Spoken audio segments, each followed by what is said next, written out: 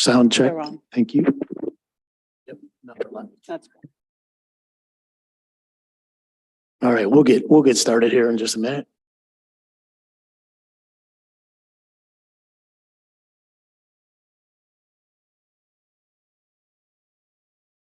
Mr. Lucas, are we ready? I believe so, yes. Okay, thank you.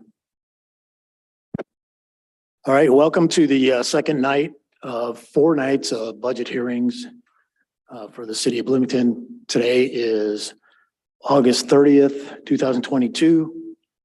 On tonight's agenda, we'll hear from in order, Bloomington Transit with General Manager John Connell.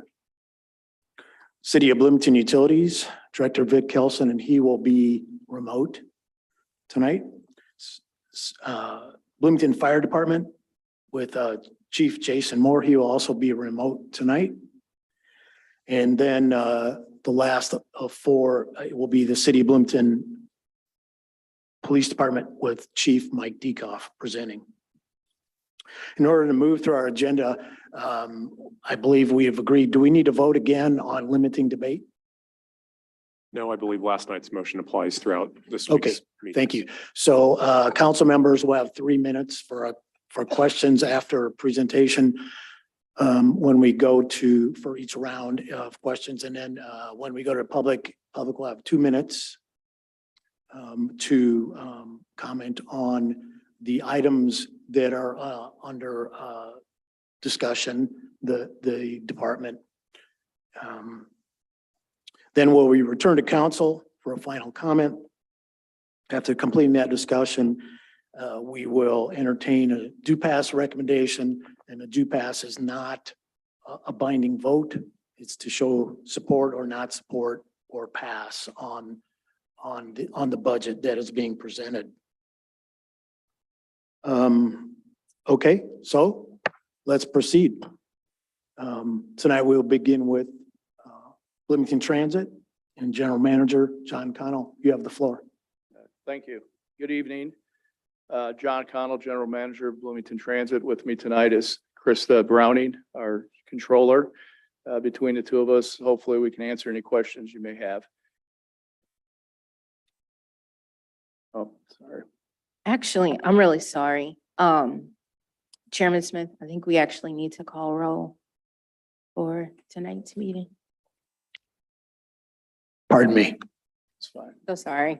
Should have caught that earlier. Deputy Clerk, would you like to call a roll? Yes. Back to my screen here. Sorry, Mr. Connell. So sorry. Councilmember Rosenberger? Here. Councilmember Bolin? Here. Okay. Yeah. Sims? Here. Scambolery? Here. Sandberg? Here. Rollo? Here. Flaherty? Smith? Here. And Piedmont Smith? Here. Thank you. All right. Sorry for that brief interruption. You're on. That's fine. Thank you. Just as most of you know, Bloomington Public Transportation is a separate municipal corporation, and it has 5 board members, board directors, 3 of which are appointed by this council and 2 by the mayor.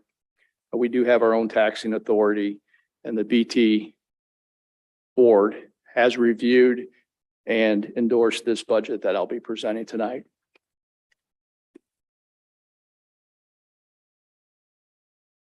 Just a kind of recap of where we are currently, the city council's annual dedication of the $3.8 million in lit funding is a game changer for transit. It positions BT not only to become one of the best transit systems in the state, but I think it could become one of the best in the country. The commitment of local funds has already paid big dividends. And I think this really provides us an opportunity to transform mobility in our community. Talk about some of the accomplishments to date.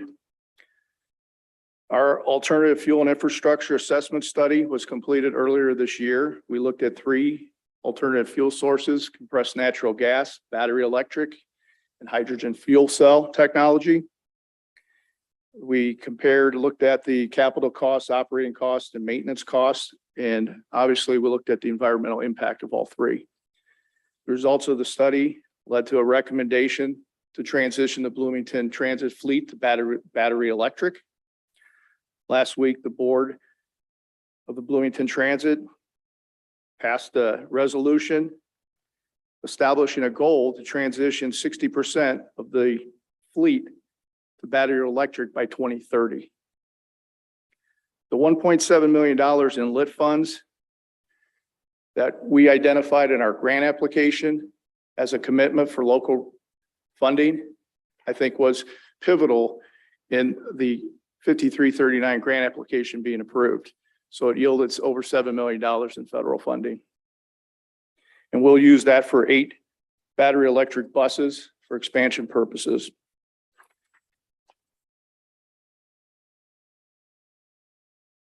Some other noteworthy accomplishments this year: the ratification of a new 4-year collective bargaining agreement. The CBA establishes competitive pay rates, improves some scheduling procedures, and positions us to be competitive in the commercial driving market.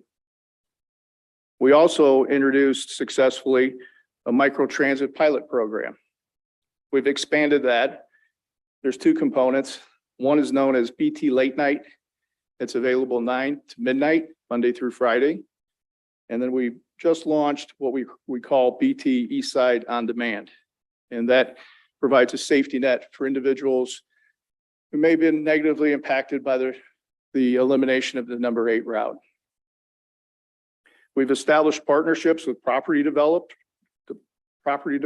for delivering enhanced public transportation. We currently have partnerships with the property developer known as the Atlas on 17th and the Verve on North Walnut. We've also implemented some service changes that were recommended in the route optimization study.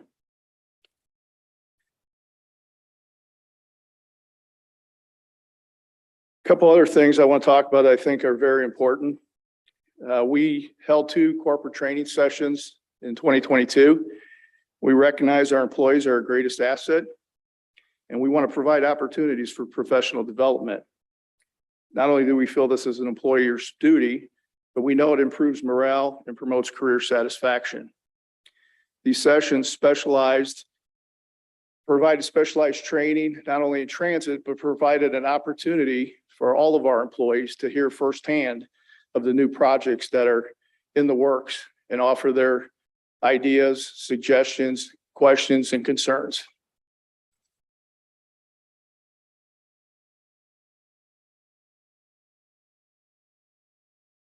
Another big project that's currently underway is our strategic plan. We are in the process of developing a new strategic plan.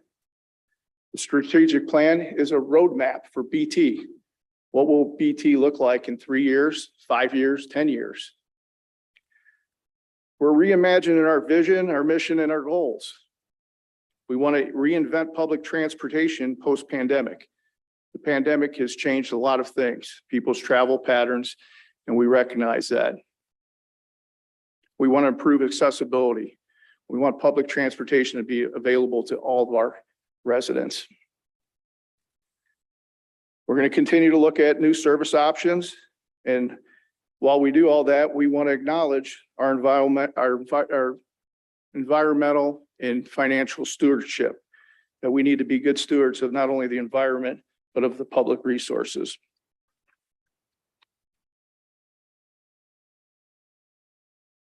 Talk a little bit about our ridership.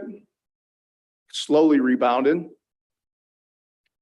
2022 fixed route ridership is up 88%. Sounds fantastic, but it's still a long way to go from where we were pre-pandemic. We're forecasting 1.8 million passenger trips for 2022. And we hope those 2 new routes that I mentioned will drive ridership in that direction.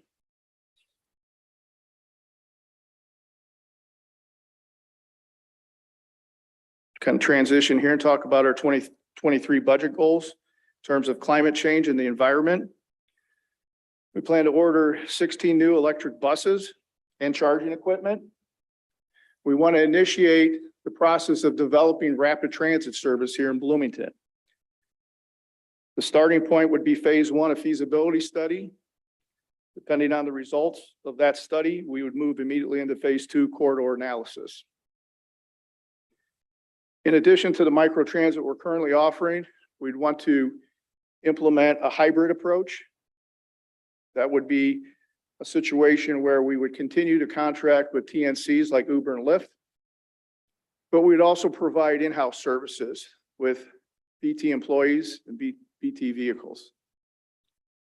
We plan to improve fixed route frequency, and we want to add Sunday service.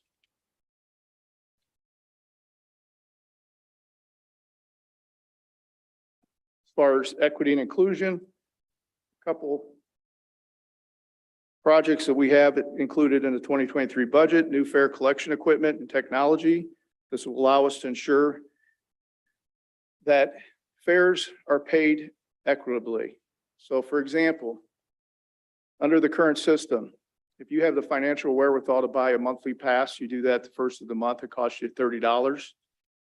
If you don't have the financial capacity, then you pay your $2. Let's say you're a regular rider, you ride every day, 2 trips. By day 15, you've paid $30. So 16 through the 30th, you're overpaying what I possibly could pay with my monthly pass. So we want to look at technology to address those type of concerns. We also want to continue the evolution of the on-demand mobility pilot program. There's barriers that prevent people from using our service. We recognize that. One of them is geographic. They may just live too far from a fixed route. We want to address that through a micro transit mobility approach.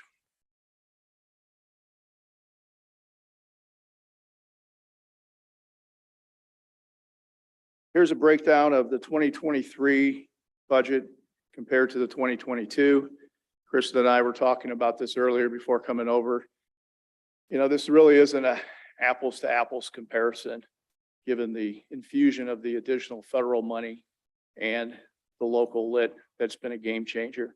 But nonetheless, I'll walk you through the 4 components. You know, an 8.8% increase in personnel. That's wage increases and additional positions that we've added to the budget. Materials and supplies, pretty significant increase. Like everybody else, we've seen an increase in the inflation of costs to bus parts, and obviously fuel is a big component. Services, this includes those studies that I mentioned earlier. And then the capital of that $23 million in this budget, 17.7 is federal funding.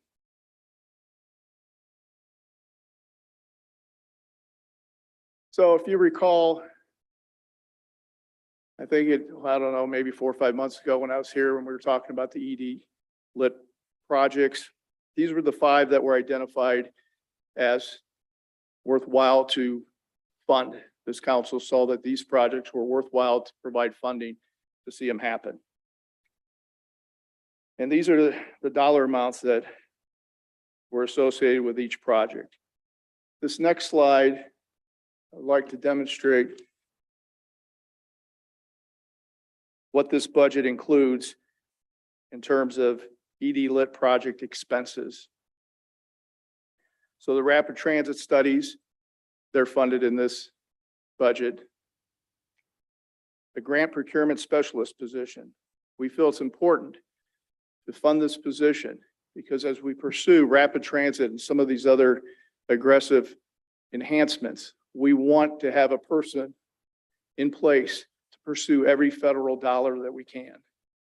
Currently, we have the bandwidth to submit 1 to 2 federal grant applications a year. To be doing 4 or 5, we need an additional person. And that's why that position's in here. Same with the position of manager of marketing and development. We can implement and launch all these new services. If we don't do a good job of marketing and developing those services, they're destined to fail. The local share Oh, I'm sorry. The facility expansion and land acquisition. As we grow the fleet and we add services, the Grimes Lane facility, we are busting at the seams. So we need to start exploring our options, whether it be purchasing additional parcels. There's a variety of options that were identified in our infrastructure study results. We need the professional expertise to help us navigate through that process. Not only the valuation, but the environmental issues that come with purchasing additional property. Mentioned the local share for the 8 electric buses. We also have $1.2 million in this budget for an additional 6 electric buses. That is just local match. We want to have that money in the budget. So come 2023, when we apply again for 5339 funds, we can demonstrate the money is there, the local commitment exists, and strengthen our chances to receive more federal money. The CAT EVO operating platform and hardware. This is the software and hardware necessary to launch microtransit in-house.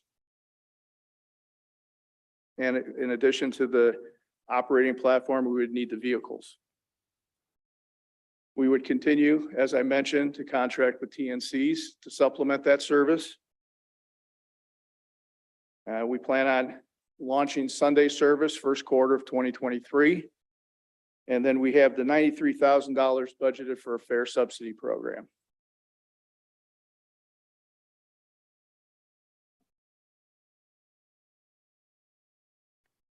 Take you through the revenue.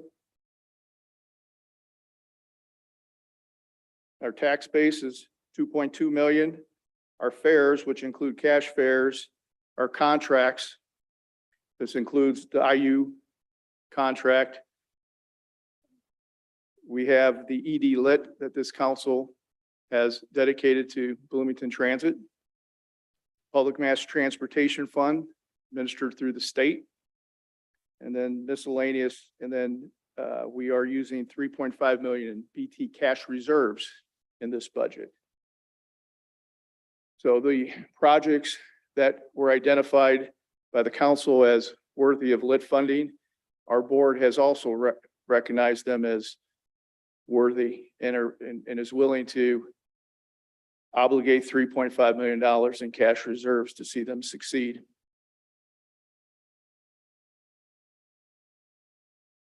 Challenges for 2022 and beyond. Currently, the labor market is tight. We are continuing to struggle to hire additional bus operators. I'm happy to report it's gotten better. We have 3 trainees in the process currently, and we have 2 more that will start our training program Monday. So things are getting better, but we could still use an additional 8. So it continues to be an issue. The ridership recovery.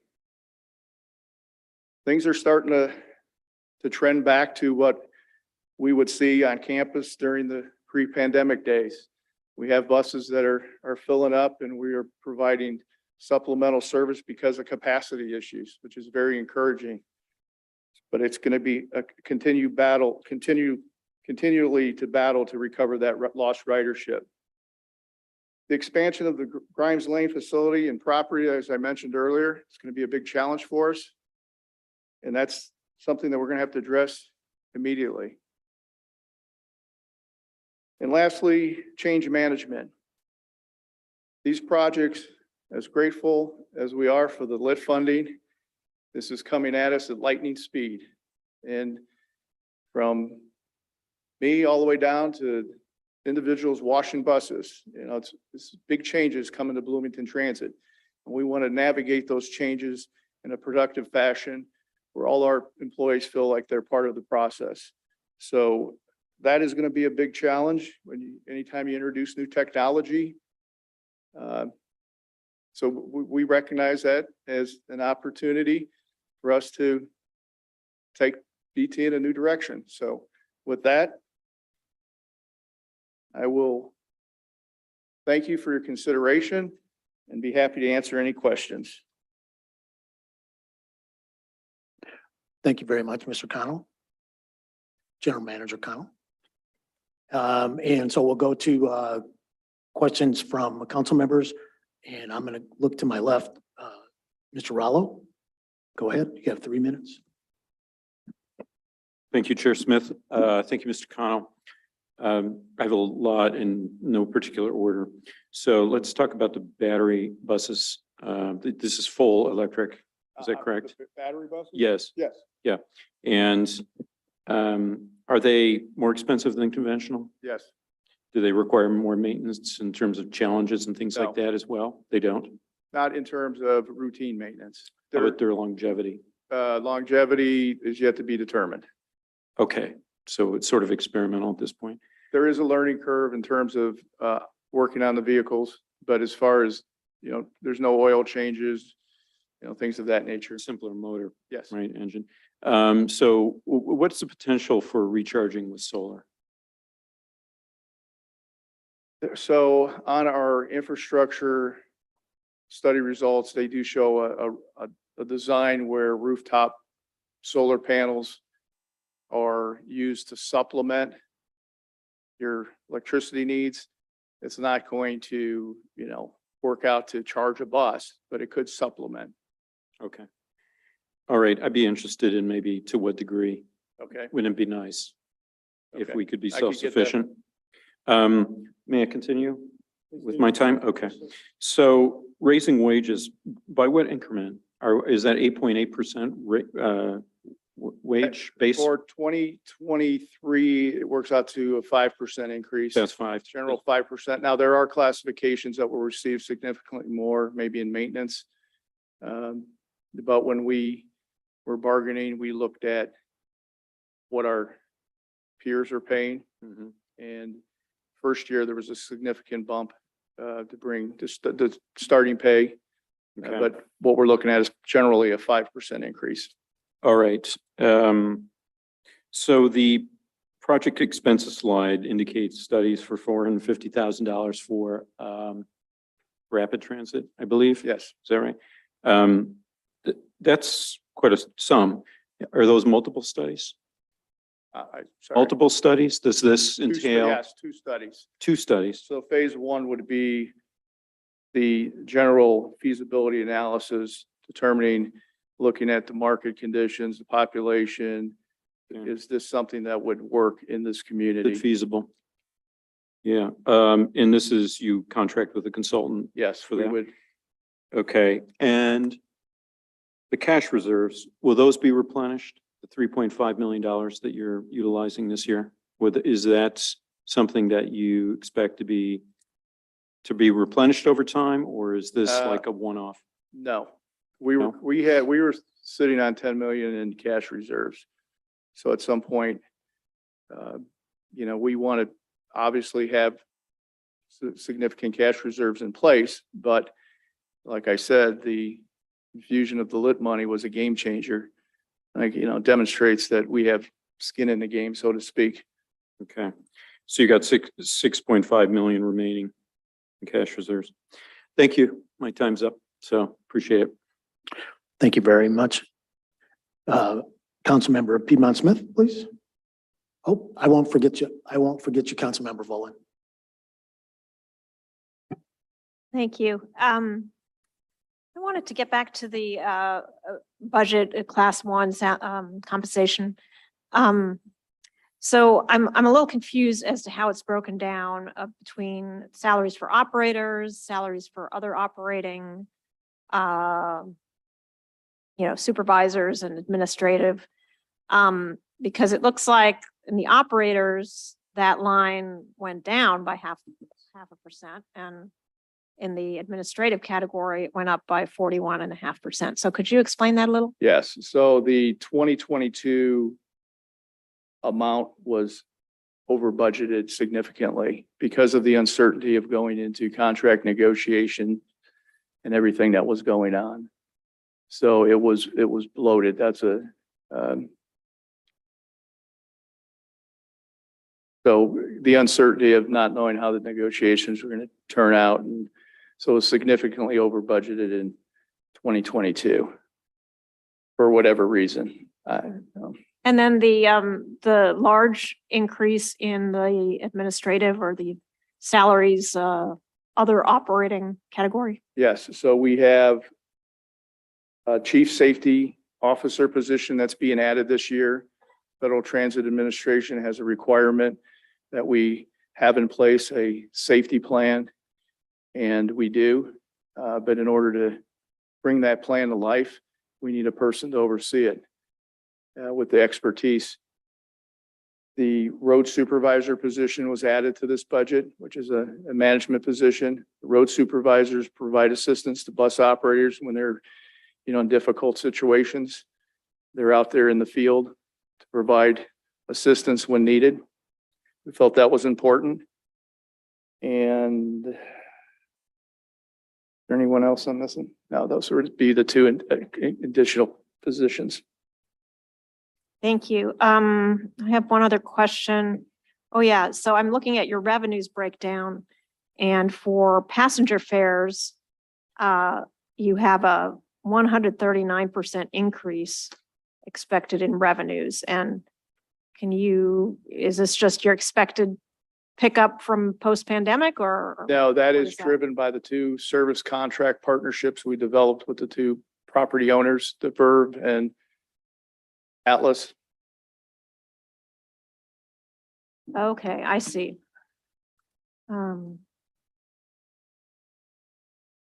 Okay, thank you so much. You're welcome. Thank you. Councilmember Volin? Yes, thank you. And thank you for the presentation, Mr. Connell. First question is about the electric buses. My understanding over the years has been that we've been reluctant to add them because of the underpass at 10th Street. Is there some movement on that front? Not that I'm aware of, unfortunately. So where are those buses going to run if they don't fit under the underpass? Well, we have in the past, we will modify routes if necessary. So it is I know definitely, they're talking. Sorry, go ahead. definitely a challenge. Well, I know they're talking about, and Jason Bannock of IU told me at the last MPO that they apparently are actively considering extending Law Lane so that the bus can bypass the underpass altogether. Any news on that from your end? No, I've heard that as well, but I have not heard a definite timeline. But that would be fantastic if that actually pans out. So basically you're saying that the new buses would all go to routes that don't deal with that underpass. Or we would modify existing routes to accommodate. It is definitely going to be a challenge. So yeah, that's obviously something we're going to have to consider. Mr. Griffin seems to have an answer for you. I'm sorry. Hey, Councilmember Volin. Mr. Deputy Mayor. I have been in discussions with IU and IU Health in regards to looking at the extension of Law Lane. So we've been talking about it and trying to figure that out, but it is something that we are talking about to get some of the traffic off of 10th Street, provide easier access to IU Health, and to also help us with getting our electric and hybrid buses further east. So. Okay, well, I'm looking forward to it. And I know that'll make his job easier. So other question is, I had trouble finding the fares, the breakdown of fares from your slide, but I found it here. Is there a reason that you didn't include, like all the other budgets did, the 3 prior years of actuals? Because right now you only have 2022 and 2023, and I know that the pandemic was unusual, but being able to see 2019's year can give us a sense of the real dramatic change in normal services. Well, we could provide that to you. That'd be great. Well, we can Okay. talk about it later, but thank you. All right. Thank you very much. To my right, Councilmember Sims. Thank you, Mr. Connell, for the report. You talked about cash reserves and that you were down to 6.5 million now? Or It'll be, as part of the budget. yeah, okay. Okay. And I guess my question is, what do you and the board, what is your minimum amount that you guys strive to maintain? Or is there such a number? Yes, it's 6 months. 6 months to keep us operating for 6 months is what we established as the minimum standard. And We what- need to be What there. is that amount? 4 million. Okay, thank you. And you talked about Sunday service. Can you give us an idea of what that could look like? Well, we would look at what the budget includes is 56 hours of additional fixed route service. Obviously, we would look at providing service on most frequently traveled routes. There might be, after a few months of service, you might look to introduce a micro transit component to it as well. But the goal is to get people where they need to go on Sundays.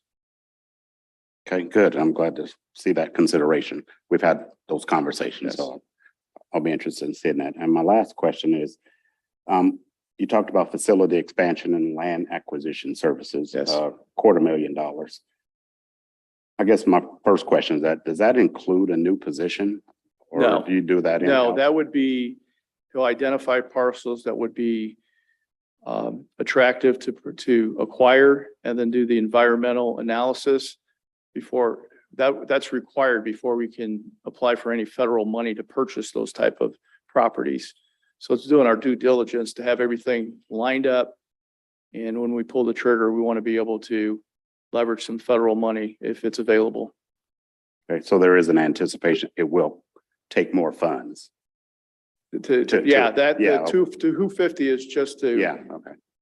I was thinking Work to that- figure out what are our options. We have a pretty good idea, but there's a lot of work to be done. Okay, good. And I was thinking that don't appear to be enough, and particularly within city. So, Okay, all right, thank you very much. you're welcome.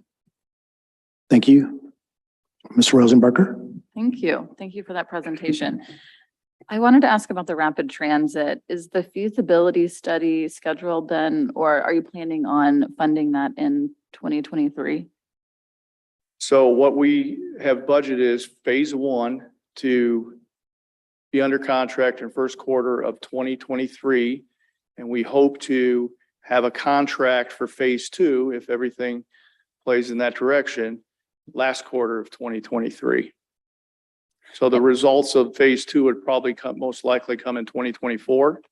Okay, All right. And then phase 2 is going to be a lot more elaborate than phase 1 because you start really getting into the weeds, and we want to work closely with the city to identify areas, corridors that will be beneficial to the community. and does that study work? Is it looking at the streets as they are now, or does it take into consideration that streets can be changed? Both. Okay. That's the plan. Okay. And that's why the coordination with the city is critical. That's really cool. And then I just wanted to ask about something we've talked about up here before, some kind of ridership survey. Do we do anything with our current riders to, get a Yes. pulse on what they're wanting? And Yes, okay. we do customer satisfaction survey, and we do prior to launching the BT late night micro transit program, we did some surveying of those individuals using this service in the evening hours. So yes, we do. One of the interesting things about the strategic plan is we feel it's important, not only to survey our customers, but we want to survey the people that are not riding the bus, find out why not. I think that makes a lot of sense. Do we have access to that information, or is any of it anything you could share with us at times? Yes, all of it. Okay. So it's in the works. Okay, wonderful. Thank you. Thank you very much, Councilmember Skimbluri. Yes, thank you for the report. Thank you for sharing the good news of the 7 million in federal funding too. That's very exciting. Took a team effort. And I'm always pleased to see, of course, we want to spend our own money responsibly, but it's nice to see other people putting money into our community. What would allow us to be more competitive? It sounds as if we're reasonably successful now in getting the grants that we pursue. Is there anything that would make us even more competitive? Yeah, so the evaluation criteria vary from project to project or funding source. But typically, you know, the need, the technical experience to see it through. So when we applied for the 5339 funds this last go around, all the pieces of the puzzle were falling into place. We just completed our alternative fuel infrastructure study. We had the results. We had a transition plan. We had experience with 2 electric buses. We had the commitment of the local funding required. So they want to make sure we provide you these federal resources. You're going to use them and use them ASAP. And so those are some of the criteria. So if you demonstrate, and that's why this grant position is in this budget. If you review the memorandum I submitted to each of you, there was a detail in terms of when we looked at the project for the East-West Rapid Transit I kept referring to. We want it consistent with the FTA definition. So we want to pursue those federal funds in those programs like the New Starts. So all the study, we want to have everything, you know, packaged together.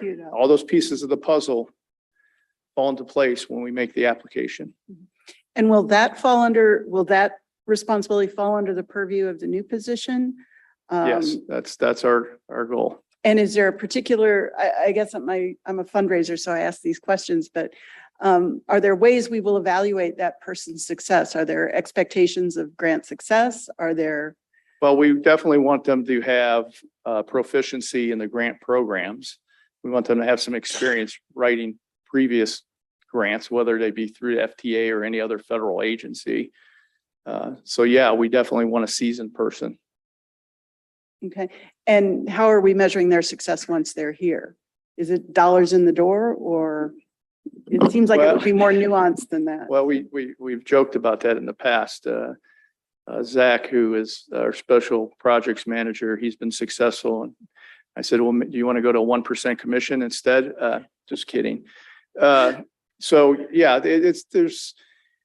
you do your best. You put together information, you make sure, you know, and sometimes like I said, this go around, we had a solid application, all the pieces of the puzzle fell together, but there are times when I felt equally, you know, prior to being in Bloomington, equally confident that, oh, this is a slam dunk and you don't get the money. Mhm. So it's competitive. It's tough.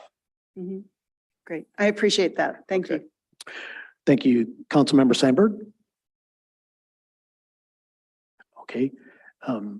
One question I would like to ask, I've had a lot of people commenting, they wonder about how the extension to Ivy Tech fits in to all the great things you guys are doing, because BT Transit's just doing a lot of fantastic things.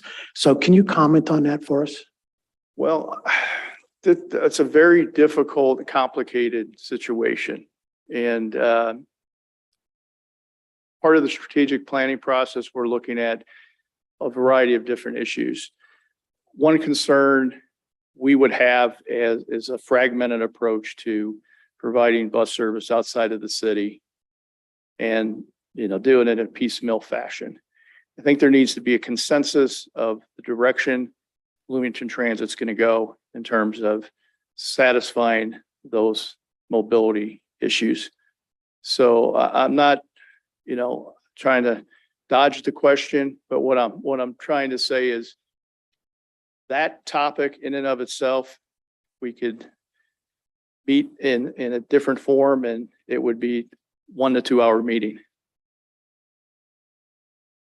Absolutely. I didn't want to put you on the spot, but I did want to ask that. Several people have brought that up to me I recently. understand. Thank you very much. Are we okay with council members? Then I can go to the public. Do you have one more question, Council Member Volan? Well, yeah, I Around- wanted to follow up on the question you asked, if it's okay. Mr. Connell, there seems to be pretty universal support for extending service to Daniels Way. Are you concerned about requests for other extensions of service or even that one? Well, that's definitely one of the possibilities. You open that door, it may lead to other requests, and then you have a piecemeal approach. I know you and I have talked about the marginal increase in cost of doing those type of things, but we like to look at the totality of the network, the fixed route network.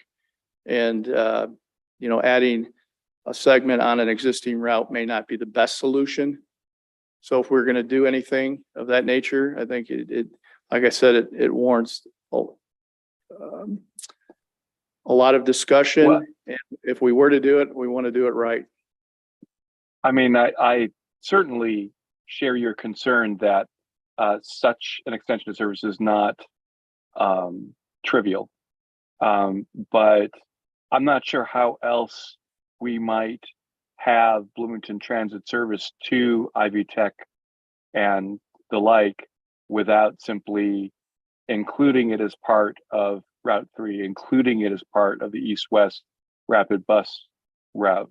So, I mean, I don't see any other way to extend service to them. And, the resolution that I've tabled assumes that any service outside the city will be paid for by the county. I know that the marginal cost is something that you have to determine, but I don't know why that particular question is. I mean, are you saying that you're worried about other requests besides that one? Or are you worried about that one too? No, I think what I'm saying is we are, going through this strategic planning process, and that's one of a variety of different complicated issues that we're going to have to navigate through. As far as the East-West Express service, that phase 2 corridor analysis, that will be part of the conversation at that point. Where does that route start? Where does it end? And where does it stop in between? Okay, well, I look forward to that. Thank you. You're welcome. Thank you. Council Member Rallo. Mr. Connell, one last question I had was about expansion. Is that to another site? Is the whole facility at Grimes going to move, or is this an addition? Yet to be determined. We share that facility with IU Campus Bus. My understanding is Campus Bus is pursuing other options as well, looking at what's available, what other university properties are available if they were to relocate. So, operating 2 systems out of that one site, we're getting to a point, one of us are going to have to either find a new location or we're going to have to purchase additional property, adjoining properties to make it work. I see. And with this site, would it be, offices for employees, parking, bus maintenance facilities, fuel? I mean, does everything come with this new Well, site? we're looking at a variety of options. If Okay. the Grimes facility becomes the maintenance and operations complex and we move the administrative offices to a offsite location, that's one option. And we're at parking capacity for our employees. We're at office capacity, the number of office spaces available for, we're going to bring in additional personnel. They're going to be in cubicles. Not ideal, but we'll make it work. But those are big picture concerns that we are exploring right now. I see. So there's a lot to be considered. Yes, Thank sir. you. Thank you very much. I think now we're ready for public comment. Public may send a chat, send an indication to Mr. Lucas, and we'll have 2 minutes to comment on the relevant budget under consideration right now. Mr. Lucas, how are you doing over there with the public? I see one raised hand at the moment, and for any other members of the public that wish to comment on the transit budget, please use the raise hand feature in Zoom to indicate your desire to speak. You can find that raise hand button under the reactions tab or the more tab in your control bar. All right, let me start with people in the hall here. If you will identify yourself, and you have 2 minutes. Good evening, Council. This is Christopher MG from the Greater Bloomington Chamber of Commerce. I first want to recognize Mr. Connell for the fine work and leadership he's done with Bloomington Transit over this difficult times. As you may recall from the lit debate, the bucket we were supporting, the chamber was climate change, which specifically went to the expansion of Bloomington Transit. We felt the presentation was very exciting. There's a lot of things I think we can look forward to as transformative and making our community really a beacon of others to follow.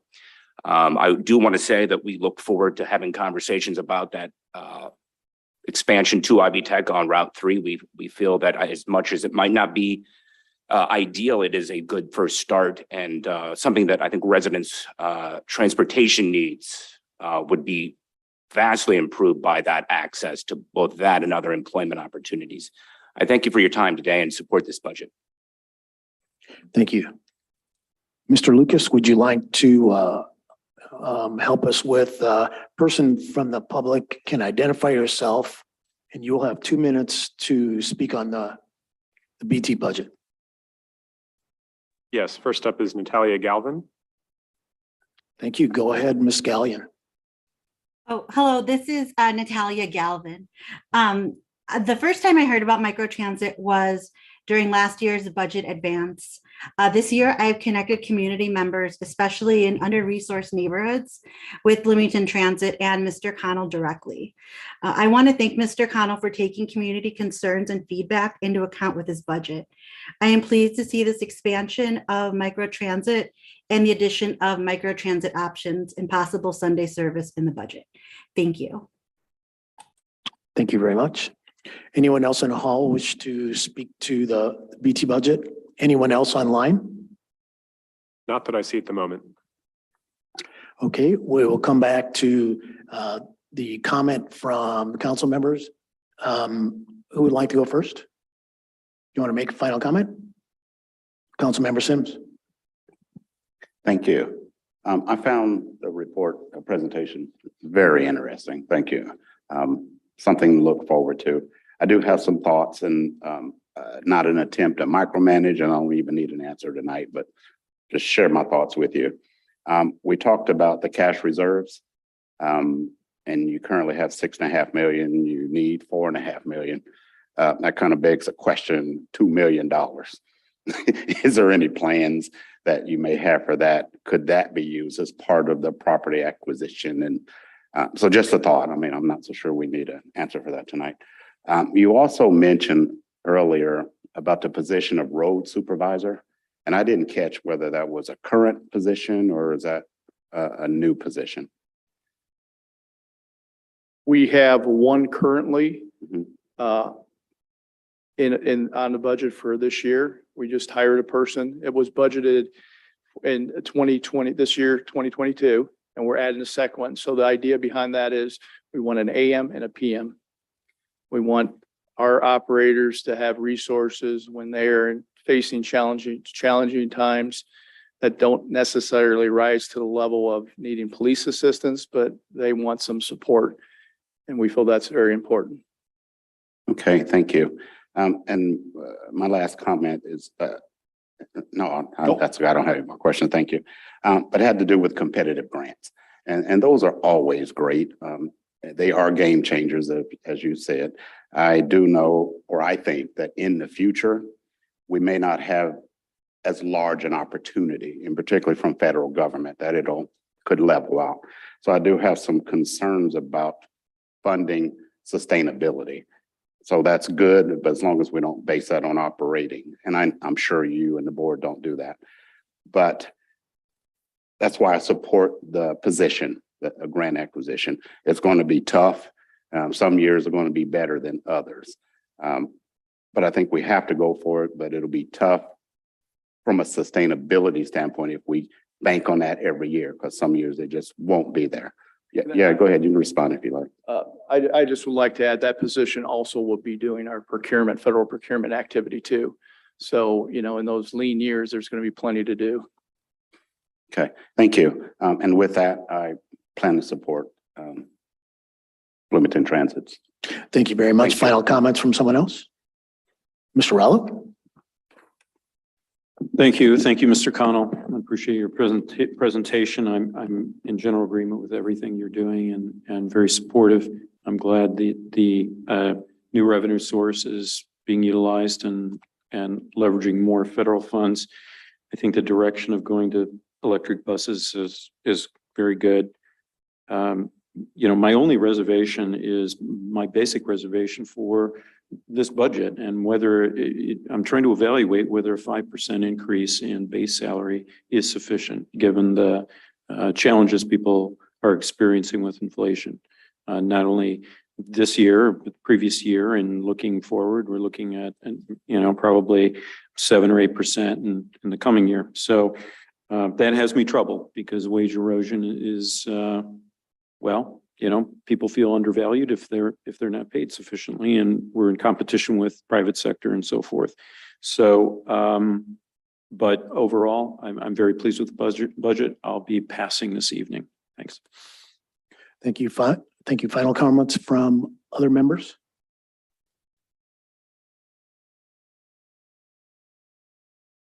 Councilmember Volin, sorry about that. No, that's okay. Thank you, Mr. Chair. I want to echo what Councilman Rallo has said. I do think that in particular, the wage problem is acute for transit, that they're having trouble recruiting drivers. But otherwise, I am, you know, as excited as most other people are about the future of transit, thanks to the new ED lit. Just as a matter of course, I was a little disappointed to not see the same columns of numbers that other departments have had, where we can see past performance. Just being able to put the 2020 and 2021 years into perspective compared to 2019 will be, I think, pretty important for us. But especially because one of the most complicated aspects of this budget is that it's very capital intensive. And it's about to get a whole lot more capital intensive, and so it's a little harder to tease out the operating costs when it's presented without the prior years. So I hope that we'll get a supplement of those figures as soon as it's possible, all on one table, and that the chart will look like the other departments' charts. So, and I just found the memo that was sent this morning that wasn't in the overall book. So I'll read that with interest. Right, so I'm going to be passing on this budget tonight because I'm very much hoping for some good news between now and the actual budget vote. Thank you. Thank you. And I would just like to say that Bloomington Transit's really got a lot of transformative things going on. It's fantastic. I'll be supporting the budget tonight. Thank you, Mr. Connell. Oh, I missed someone. Councilmember Piedmont Smith. Thank you, colleague. Yeah, I decided to jump in because I'm very excited about this budget. I'm very excited about the possibilities for Bloomington Transit to get those so-called choice riders with more direct east-west routes that have, you know, advantages with going through traffic and you know, being able to prepay and all that stuff, becoming very efficient. That's what we need to do to get more people out of their single occupancy vehicles and turn a corner with, you know, climate change and trying to reduce the greenhouse gas emissions that each of us driving our cars contribute. So I'm very excited about all the innovations I see here, and I thank you very much, Mr. Connell and Ms. I have your name. Anyway, Ms. Browning, I'm so sorry. I know I've seen you for many years. So, and Mr. Connell is new, and I thank you both for the proposal, and I'll be happy to support it. Thank you very much. And it looks like we're ready for a do pass vote. Deputy Clerk Crossley, if you'd like to call the roll. Councilmember Rosenberger, Yes. Bolin, Pass. Sims, Yes. Gambaleri, Yes. Sandberg, Yes. Rallo, Pass. Smith, Yes. and Piedmont Smith. Yes. All right, looks to me like that's 6-2, as one person is missing, so that would be 8. Thank you very much. 602. 602. Thank you, Councilmember. 602. Yeah. 602. Thank you very much. Appreciate it very much.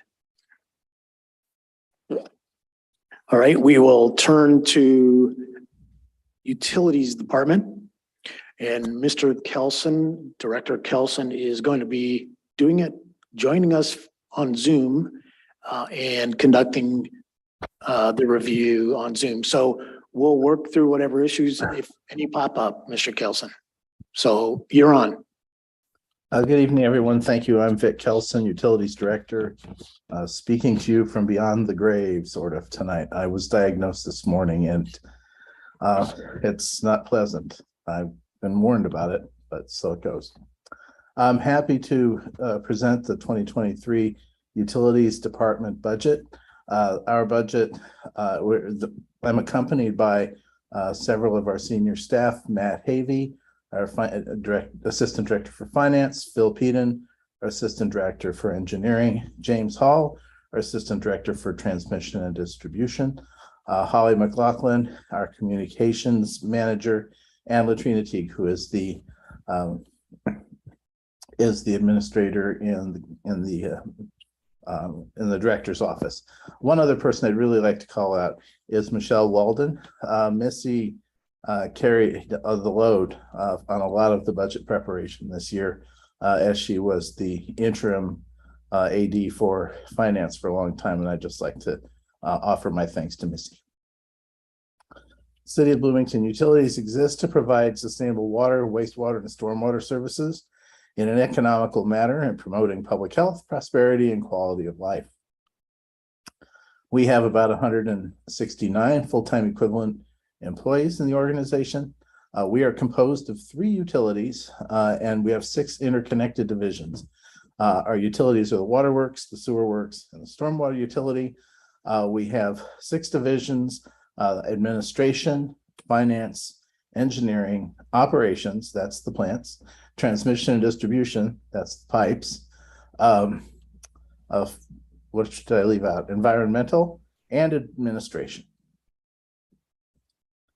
In 2023, our major initiatives will be to continue expanding our climate action efforts, increasing our sewer capacity, continuing to optimize drinking water quality, continue our water main replacement program, finish the Hidden River culvert, and modernize a lot of our processes.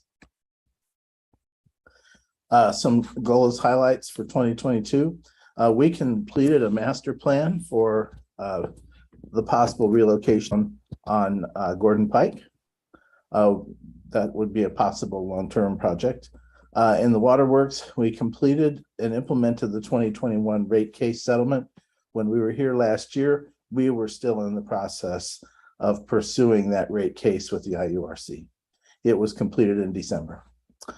We completed the chemical feed building at the surface water intake, and we completed $1.7 million in water main replacements. That's about 2 miles.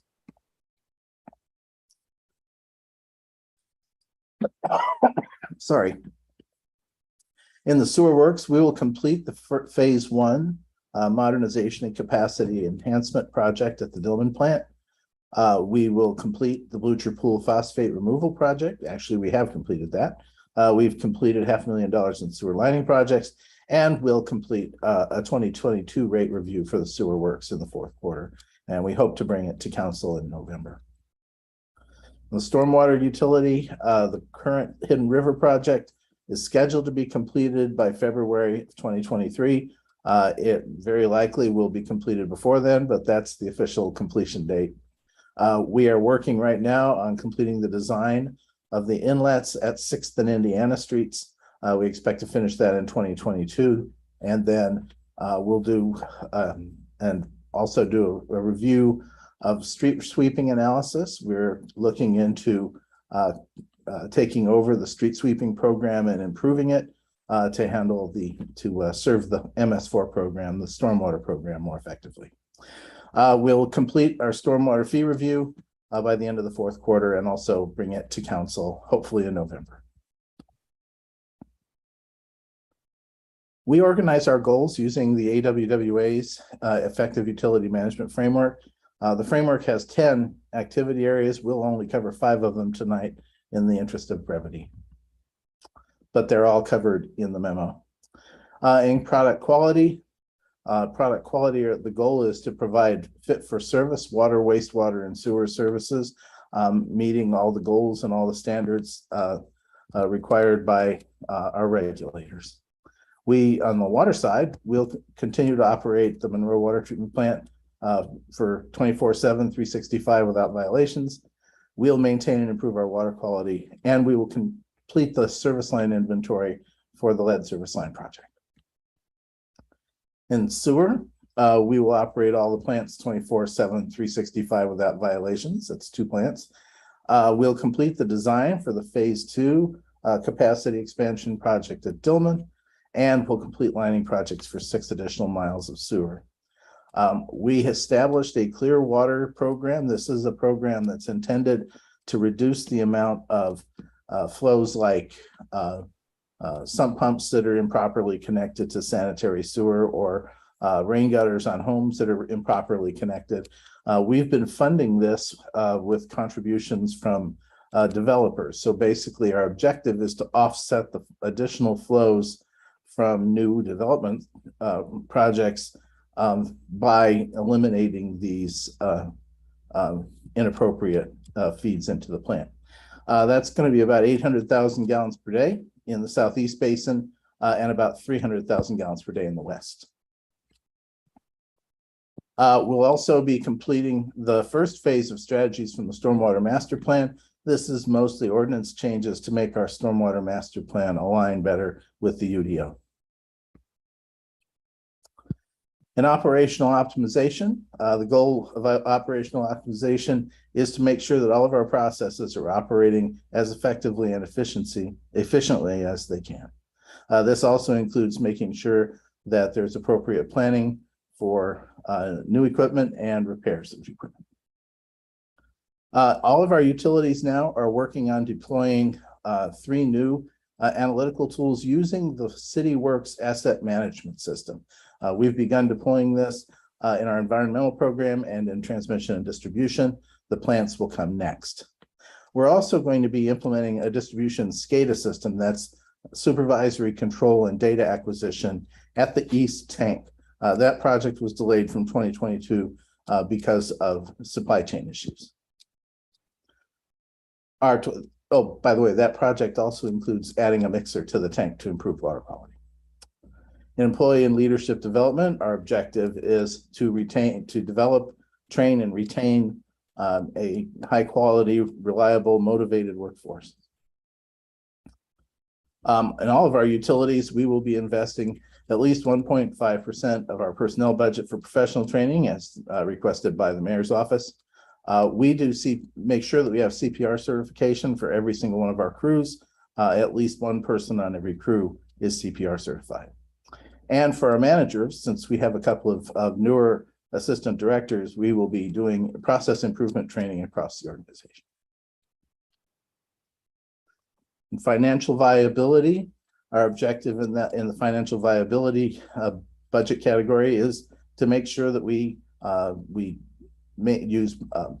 make appropriate use of ratepayer dollars, that we operate in the most cost-effective manner that we can, and that we make sure that the utility always has the resources it needs to deal with problems that will arise. The City Works Asset Management Program is a huge part of our financial viability efforts for next year. We're going to be doing centralized work order and inventory systems at all three plants and also in transmission, distribution, and elsewhere in the organization. So we're bringing all of this together in one place. For the stormwater, sewer and stormwater utility, in 2023, we will implement any rate changes that might arise from the 2022 rate case that we will be bringing this fall. We'll be implementing those in the first quarter 2023. And finally, infrastructure strategy and performance is making sure that we have a plan for keeping all of our infrastructure, especially buried in infrastructure, in good condition with a plan towards replacement and long-term maintenance and reliability. One of the big efforts here is the service line inventory project. US EPA is requiring that we identify where the lead service lines are in our distribution system. This requires, what we're doing is we're doing a combination of field examinations. You see an illustration here. The mayor helped us drill one of the holes where we can go down and look actually at the service line for a resident's home. We have to look at both the city's side of that service line and the customer's side of the service line.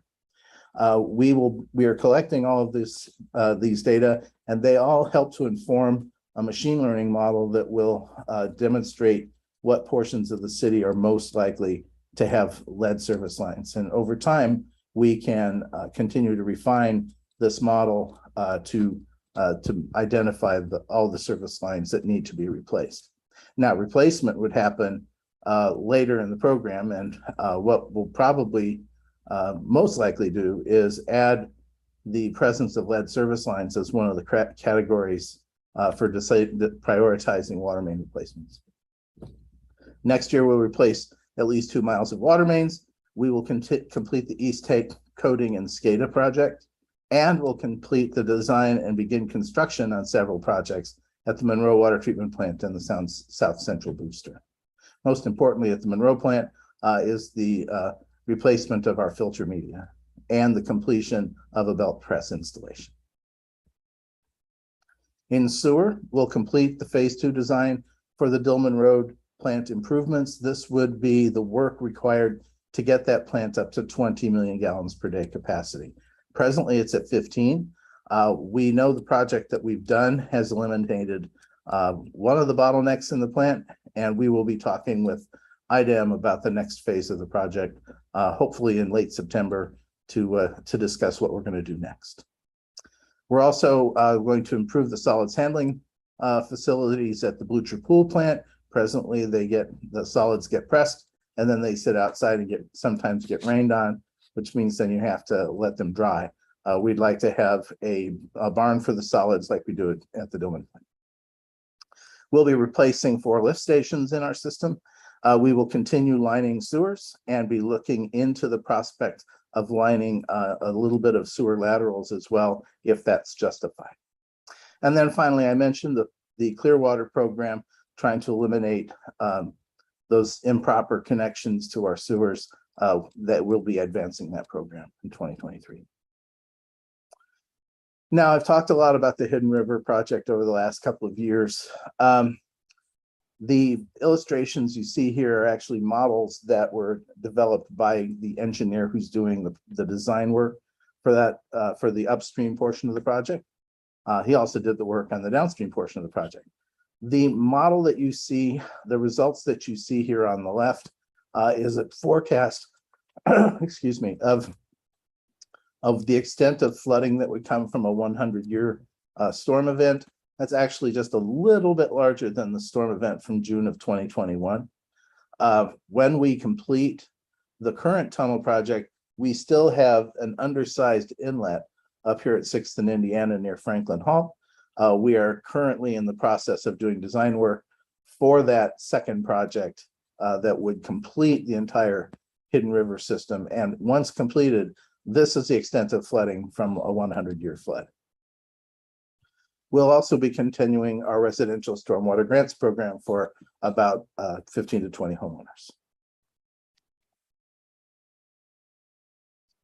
Our budget highlights, we're in the overall, the water budget increases from about,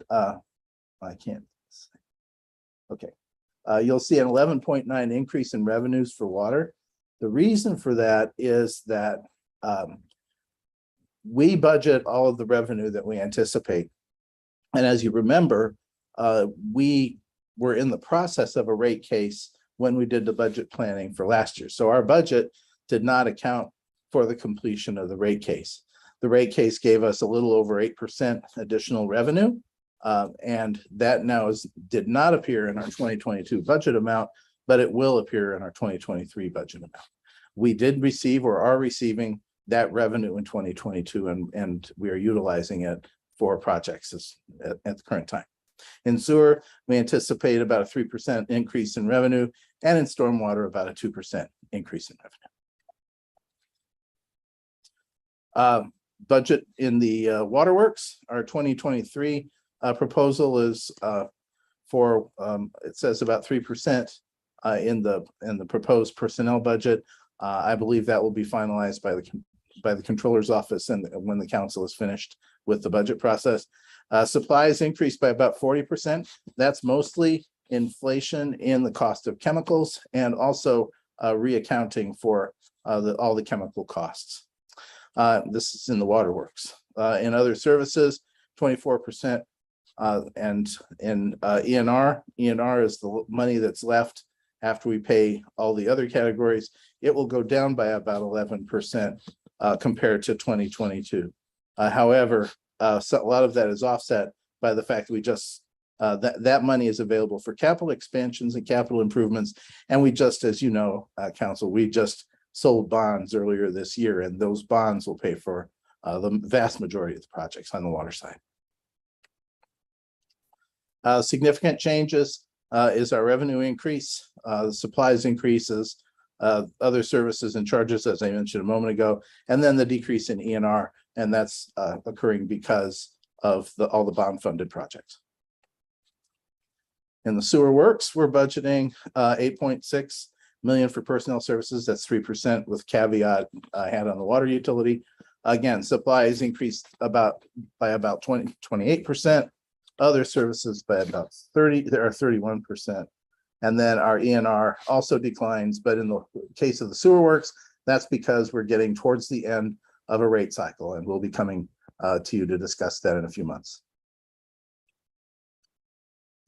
In the sewer works, revenue increases by 3%, supplies by about 28%. Other services are pretty flat, and then extensions and replacements decreases.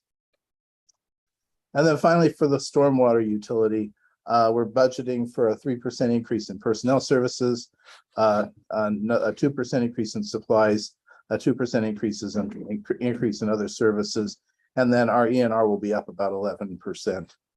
We will be holding steady on the green infrastructure investment at $400,000 next year. And the storm sinking, that's the payments on the bond for the Hidden River project and other projects. The big changes are, of course, the supplies and the increase in other services, or decrease, sorry, the increase in other services and charges, and then the decrease in ENR. So in conclusion, our 2023 budget will support all our stated goals of expanding climate action, increasing our sewer capacity, optimizing our drinking water quality, making water main replacements a reality, and finishing the Hidden River project, and modernizing all of our processes in-house. Thanks. Everybody knows that it's been a difficult time for personnel. And what you see here is a collection of some of the people who have retired or left CBU since the 2021 budget. So I want to thank all of these people for their service, and I will continue to answer any questions you may have. Thank you, Director Kelson, and of course, thanks to all those folks who have retired. All right, it's time for council member questions. Council member Rallo, go ahead. Thank you, Mr. Kelson. I would like to ask, just to lead off, employee compensation. I assume it's a base pay increase of 5%. Is that correct? That's what the controller's office informed us, yes. Okay. I've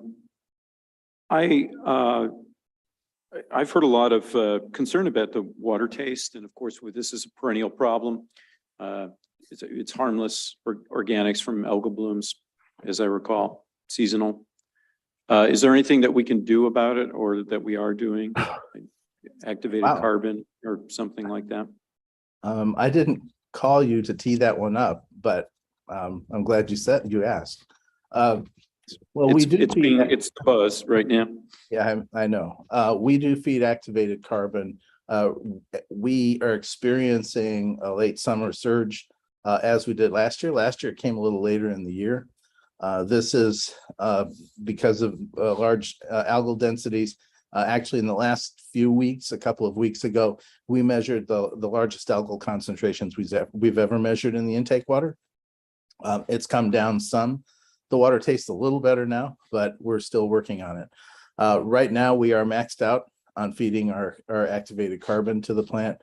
So it will probably be another few weeks, and hopefully we'll get some better weather. Cooler weather and some rain would sure help. But what are we doing long term? This morning, we were talking about this, and I've asked our staff to look into the possibility for in situ treatment of the water in the vertical water column near the intake. Some utilities actually can do this by just mixing the water in the lake. Now, the problem is we don't own the lake. The Corps of Engineers and DNR manage the lake. So if we're going to do that, we're going to have to work with them as partners. But one time is a fluke, 2 times is pattern. We used to have taste and odor issues every year until 2017 when we started feeding carbon. We did not have another taste and odor event until last year, and now we're having one again. So once is a fluke and twice is a pattern. So we are starting to explore what things we might be able to do outside the plant, because we really have maxed out what we can do inside the plant. Okay, thank you. You're working on that issue, that topic. I don't have much time remaining, but my other questions regarded the health of Lake Monroe and what we're doing about that. We're partnering with the local groups in terms of monitoring and so forth. And I'm also interested in the FTEs that are being added, the employees that are being added by your department. But we could talk about that later. Thank you. I would love to respond to the efforts to protect the lake. We are working with the Lake Monroe Water Fund and the Friends of Lake Monroe. We're making cash contributions to the water fund this year. The Friends of Lake Monroe, we continue to do a lot of in-kind contributions for water testing and those kinds of things. So we are working with both of those organizations. It's a good relationship. And I think we're making some progress. Changes in the lake seem to be happening pretty fast right now. And we just, I think when you have these stretches of 2 or 3 weeks with no rain and the hot sun beating down, that's not the old pattern. Thank you. Thank you. Other questions? Councilmember Sandberg. Thank you. Mr. Kelson, I don't want to add to your COVID misery, but I do have a question about maintenance, and you've got a line here about water main replacements. Can you talk a little bit about that? I know we spend quite a bit annually, and we try to replace 2.5 miles every year, but are there ways to kind of predict where water main breaks are going to happen before they happen? Or do you just kind of have to wait and see where the vulnerabilities are before you can kind of get out in front of some of that? Well, what we do is our engineers look at the records for where we've had water main breaks, where we've had poor water quality conditions, where we've had leaks, all those kinds of things. And then we prioritize segments of pipe for replacement. This year, we did an experiment working with a small consulting firm. We entered into a $5,000 contract to do a machine learning model of our water main data to identify where places are that may be more likely to have a water main break in the near future. So we're still working on getting through the end of that, but it's an interesting idea to try and forecast it. What we're doing with water main replacement, of course, is we prioritize the segments that have the biggest issues, the most likelihood of water main breaks, and then the largest water quality problem. So that's what we're doing right now. In 2024, we will be bringing an increase in the water main replacement program that was funded through our 2021 rate case. The reason for that is we're right now replacing about a little over 2 miles a year in water mains. We have over 400 miles of pipe. So that's about a 215-year replacement cycle for pipe that should last 80 to 100 years. So we're trying to get to 4 miles a year in 2024 to try and get closer to 100 to a 100-year replacement cycle for the old pipe. Thank you. If I could follow up about the Hidden River Pathway project, you mentioned that supply chain issues have been kind of an issue for utilities and taking longer for projects to be completed. Is that the case with this one from that flood of June 21? It seems like it's taking quite a while. You say the engineering was going to be completed in 2022, but then the completion date is actually now set for February of 23. Is that correct? And that'll be completely done?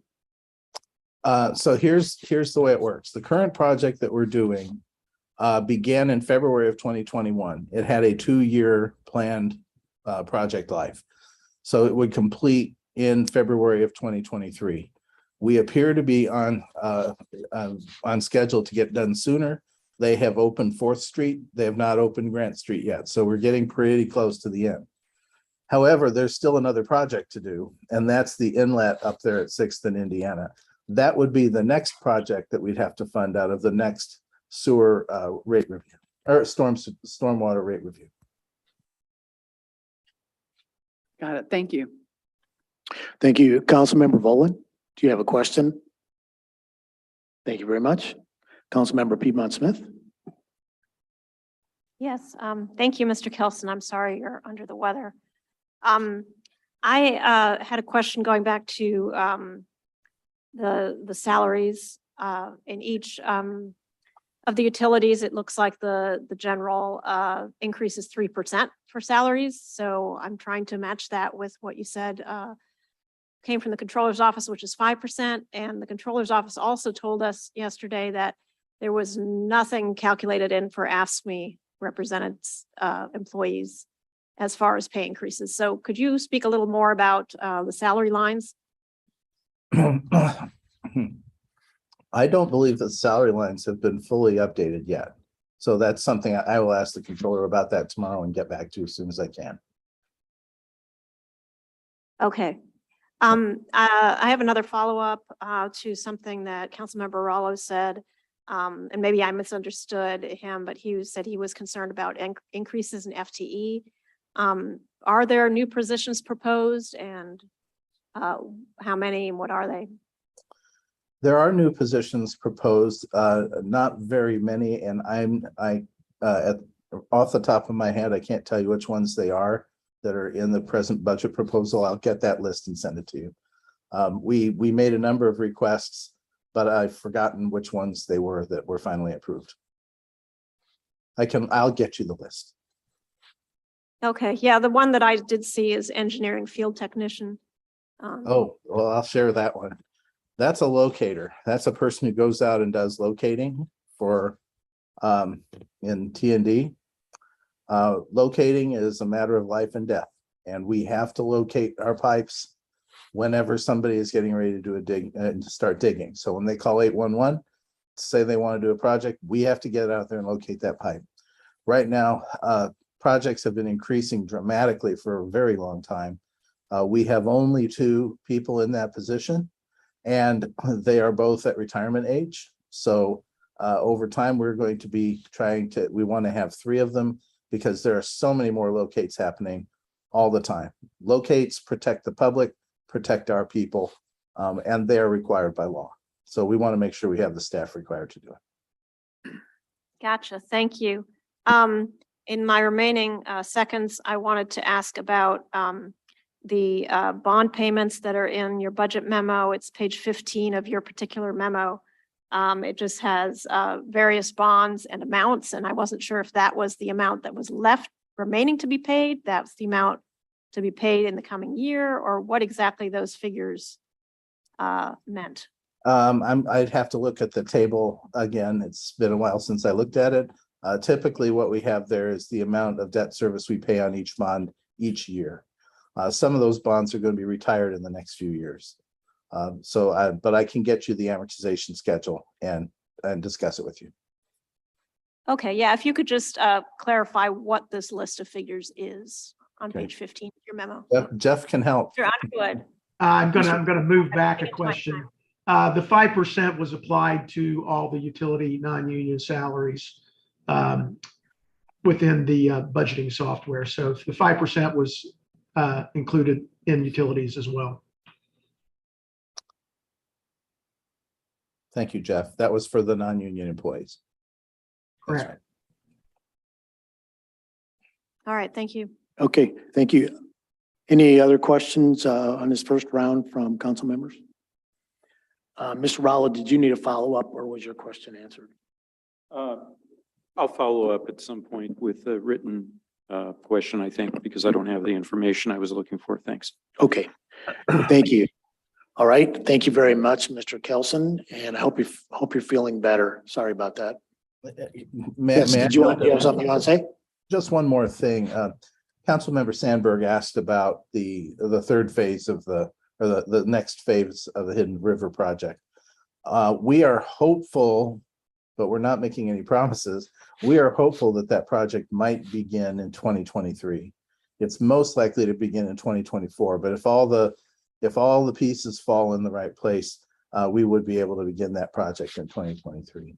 And also delays in the Hidden River project, even though we're ahead of schedule, we spent a lot of time dealing with contamination from the Leonard's laundry site at 3rd and Lincoln, and that held the project up for several months while we were cleaning out contaminated soil over there. Great. Thank you very much. Okay, well, we're ready for public comment. Are there people in the hall that want to come up and comment on this budget? And if not, we will ask Mr. Lucas to, will you make that great announcement about being able to do it online? Happy to, yes. If there are members of the public on Zoom that would like to comment on the Utilities Department budget, you can indicate your desire to speak by using the raise hand button, which you can find in your control bar by clicking either the Reactions tab or the More tab. If you're not able to locate that button, just send a chat to the meeting host and we can recognize you that way. All right, thank you. While we're waiting, anybody have a comment that you feel like making on the utilities budget? Okay. How are we doing over there? No takers on Zoom.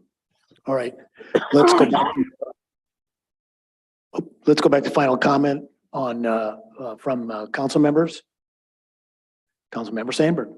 Thank you. I have the utmost respect for all of our good workers in utilities. And one of the things I think was mentioned in the report as I was reading it is about the attrition, the loss of long-term employees as they retire, and the need to have a culture where that historical knowledge and that expertise and that skill set is passed on. And I do believe you're making attempts to do that within utilities to make sure that as people retire, we don't lose a lot of that brain power, if you will, that is so critical for something that requires the skills and engineering and work of our utilities workers. So kudos to trying to hang in there and making sure our workforce is up to the task. I have appreciated learning from all the good people from utilities from my first experiences being on the Utilities Service Board and knowing how hard you work and how difficult it is to retrofit aging infrastructure. So thank you for that. I'll be supporting the budget tonight. Thank you, Councilmember Sandberg. Anyone else would like to have a final comment? Councilmember Piedmont Smith. Yes, there are a lot of Ask Me employees that work for utilities, and as I mentioned yesterday, it disturbs me quite a bit that there's no placeholder in this budget for a wage increase for them. Even though there will be a wage increase, we just don't know what it will be. And so I just can't in good conscience support this at this time when that has not been taken into consideration. I do understand from Mr. Underwood that usually the labor contracts that are concluded after the budget process result in, reassignment of funds later on. But I just think there's also a certain symbolic value to say we're not putting anything in the budget for this, which rubs me the wrong way. So anyway, I'm going to go ahead and pass on this budget and hope to see a resolution to the labor negotiations that give an equitable wage increase for ASWE employees. Thank you. Councilmember Rallo. Yes, I'd just like to echo what my colleague just said, Councilmember Piedmont Smith. I think it's difficult to evaluate a budget without having a full idea of the expenditures for a significant number of employees in the city and to what extent we will be compensating them. I also have concerns about the general 5% increase for non-union employees, whether that's sufficient. Otherwise, I think that the work that you're doing is very good and especially efforts regarding water quality, green infrastructure, projects regarding stormwater, upgrading our infrastructure and so forth. All of those I'm very pleased with. So I hope we can get clarity before we have to pass this budget in the fall from the administration and the controller. Thank you. Thank you very much. I think that's about where we're at. Any other comments? No? Shall we ask for a do pass recommendation? Please call the roll. Thank you. Councilmember Volan, Pass. Sims, Yes. Scambolery, Yes. Sandberg, Yes. Rallo, Pass. Smith, Pass. and Piedmont Smith, Pass. and Rosenbarger. Pass. Thank you. Thank you. That appears to be 306. Did I get that right? It's 404. 305. Sorry, I can't count tonight. Thank you very much. And thank you, Director Kelson. I hope you're feeling better. Thank you. Mr. Chair, could you verify that tally again? I counted 4 passes. 305. There were 5 passes? Okay, thank you. Yes. Thank you. Thank All you. right. Thank you very much, Mr. Kelson. Moving right along, we're going to move to Chief Jason Moore. So we're going to talk about the fire department. So you're on, Chief Moore. Great, thank you. And thank you all. And I'm sorry I can't be there in person. But moving forward, let's get into the fire department budget. So why do we exist? I've said this many a times, we are here for excellent public safety. And I think our record speaks to that. We are now at 11 civilian saves over the past 5 years. And we're also at 0 fire fatalities for the same metric for 5 years. I will also note that we've added a new division, the integrated healthcare, which we'll talk about in depth in the rest of the budget. So for background, we're 113.5 full-time equivalents. The only part-time position we have is an administrative assistant. There are 5 divisions: operations, which is the big red trucks, training and education, which prepares us to do our job, prevention, which is that getting out in front of the issues. That also ties in with investigation, knowing when something happens. How did it happen and how can we prevent that? And then working with the prevention department. And then again, our last section is the integrated healthcare, which is what we have started this year. Major initiatives, community risk reduction. That is not just stopping fires. That's looking at all of our risk within the community and how we could better serve the public and making sure that we are preventing accidents and injury before they happen. Innovative emergency response. That is something that we are really proud of. We're constantly looking at, is there a better way of doing it? Which again, we'll talk about quite a bit tonight when I get to my 2023 budget. Workforce diversification. You can see in the memo that we have made significant strides. We still have quite a bit of distance to go to make sure that we truly match our population, but we are definitely making movements in the right heading. Station renovations capital replacement plan. This is probably the biggest change that you'll see in our budget. We have been trying to duct tape and patch things together for several years. We now have a plan that we are looking to implement, which is on a 50-year cycle, much like we do with the apparatus replacement, making sure that not only do we catch up to where we were, but also make sure that we do not ever find ourselves in the situation that we are at now, where 4 of our 5 stations have been deemed needing replacement. Enhanced employee training and education. That is something that we're very proud of. We definitely spend a lot of time and energy making sure that our employees are ready for the next steps in their career. And I would also say, just running a process here not too long ago, where we had external evaluators. It was really good to hear from all of them that they would have been more than happy to accept any of our employees into an upper level position in their department. And then obviously, firefighter safety and health, which we know if we take good care of our firefighters, we look after them with all the hazards that they are encountering in their day-to-day world, that they will better serve the community. For 2022, I just want to touch on a few issues. Providing appropriate response, something that, again, we are really proud of. We do generally have great outcomes. You'll notice that we have a goal that has been inactive, developed a quality assurance program. That was going to be for a new position that has just now been filled. So we do look forward to maybe even putting that goal back online for 2022. Continue the capital replacement plan. That is, again, making sure that all of your investments in public safety equipment do not lapse and we do not find ourselves in the situation we were with the rust in the vehicles and the unsafe working conditions for our firefighters. Continuing major renovation projects. Even with stations that are due for replacement, we do know that it will take several years. We do not want to not address some of the issues in those stations and make sure that our firefighters are in appropriate conditions for what they're doing and how they're serving our community. And again, we do want to continue efforts to increase interoperability within Monroe County and the state of Indiana. And again, we'll get into that a little bit more. Fire prevention, smoke detectors are known to save lives. We do have a goal. We are well on our path to finishing that goal this year.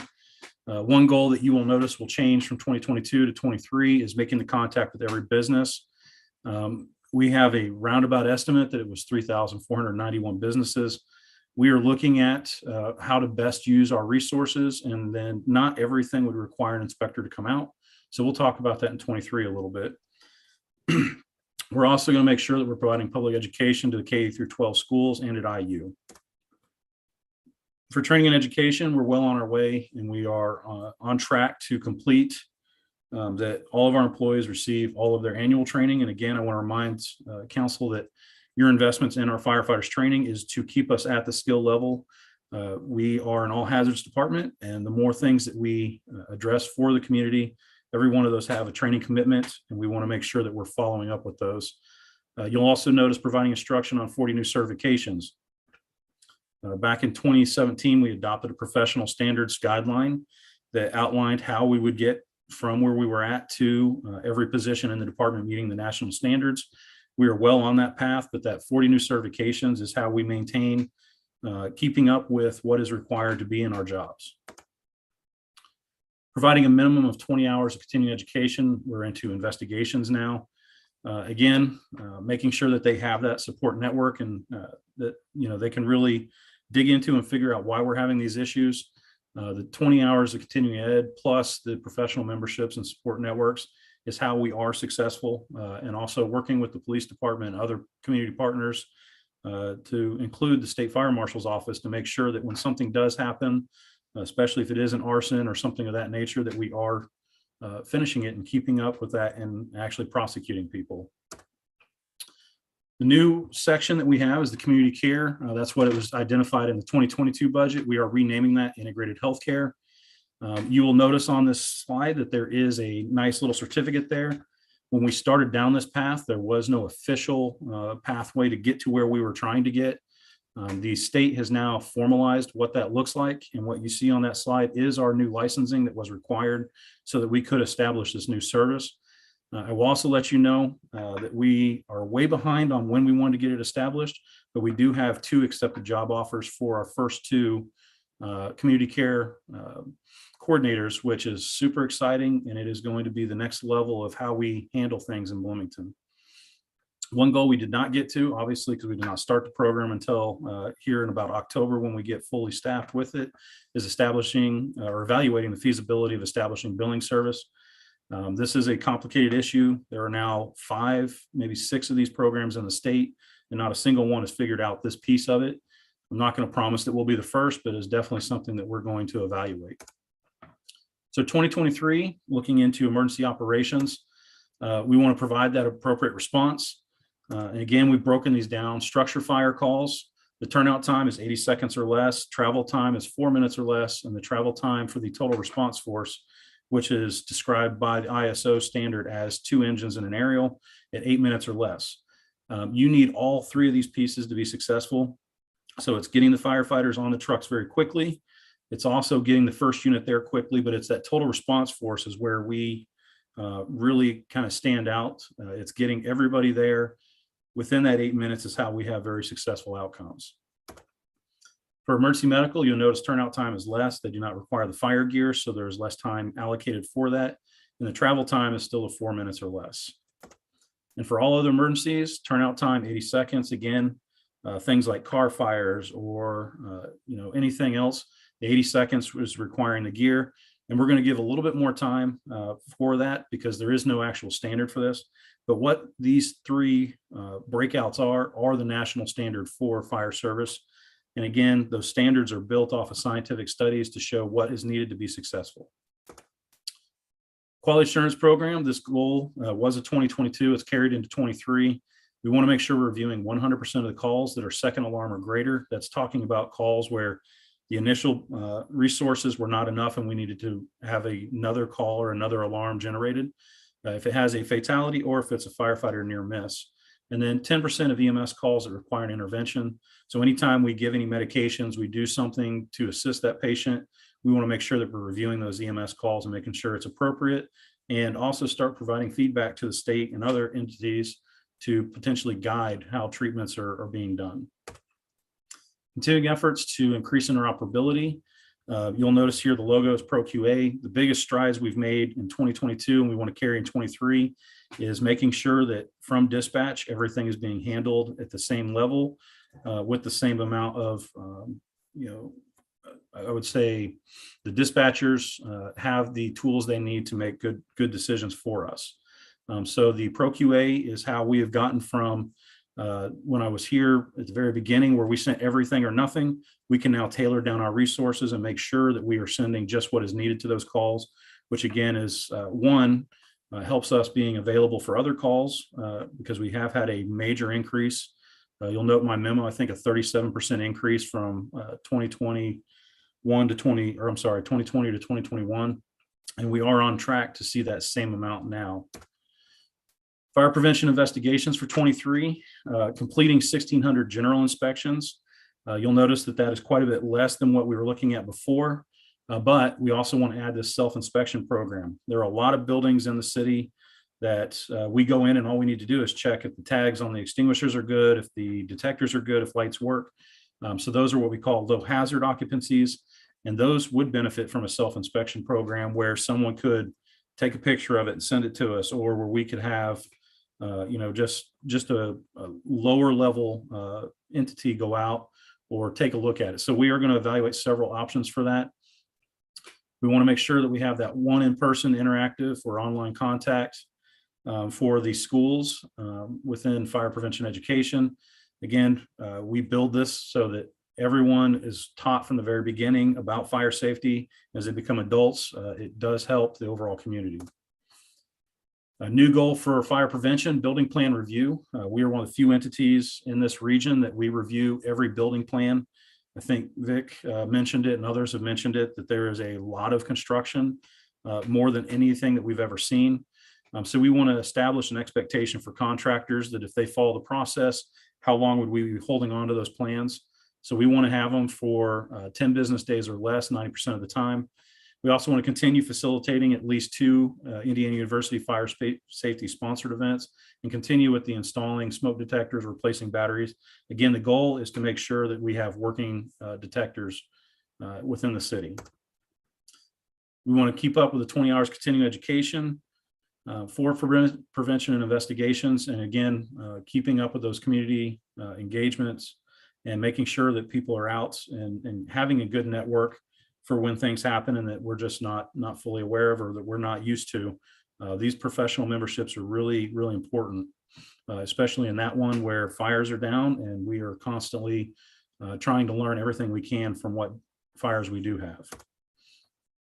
Training and education, increasing firefighter safety. We're going to keep up. You'll see a lot of this is very redundant. So the 420 hours, 24 hours of annual refresher, again, making sure that we stay compliant with our minimums and making sure that we are competent at doing our jobs. We want to make sure 100% of our employees receive diversity and inclusion training. Hosting the 2 classes from the outside keeps us fresh and keeps us aware of what's happening outside of our community. And we're going to continue with the 40 new certification goal. You'll notice that this is new. We did start an athletic trainer program, a tactical athlete program. BPD had that the year prior. We just now got on with board, but we want to make sure we increase our participation rate from 75 to 85%. And we're going to start doing better jobs of tracking not only the injuries and recovery times that are, in the OSHA standards, but moving forward, we want to make sure that we're doing a better job of, is this program panning out? Is it paying off? And I will tell you just from initial on look, it is paying off in big dividends for our people. Integrated healthcare. We want to expand the current mobile integrated healthcare program. I know Chief Dekoff is going to speak briefly about potential changes. All of this is trying to evolve our emergency service delivery model. So not everything requires a sworn firefighter or sworn police officer. So they now have police social workers, they have their community people. And then our integrated healthcare, we currently only have the 2 this year. We're looking to expand that 2 for next year, which will allow us to provide these services Sunday through Saturday and really start handling these issues before and after the 911 calls. We do want to continue looking at the feasibility of establishing billing service, which will help make this more sustainable. And then the big thing that we're going to start focusing on is our top users of those frequent 911 services. So again, all of the positions that we've asked for are to help on the supply demand side. If we have fewer calls going to firefighters, then that is fewer calls that they need to deal with, which means when we are short-staffed or we are having issues, that it is not as much of an impact. Also knowing what we're facing as a nation and just the national trends, everyone is seeing call increases. So this is our way from the fire department of being proactive and start addressing the issues, again, the before and the after 911, so that they do not constantly rely on that safety net. So our total budget request, which does include general fund, the PS lit and the new ED lit, is $16,240,000. It is an overall increase. I will say a lot of what the increase is the debt service fund, but we'll get into that.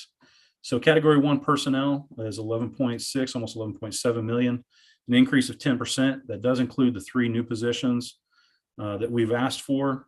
It does have a 2% increase in wages for union employees, which was from their negotiated contract, and then 5% increase for non-union employees. The 3 positions we've asked for is 2 more community care coordinators and 1 more deputy fire marshal. I want to point out that one of the things that stands out from a fire service administration standpoint is the total number of false alarms that we go on.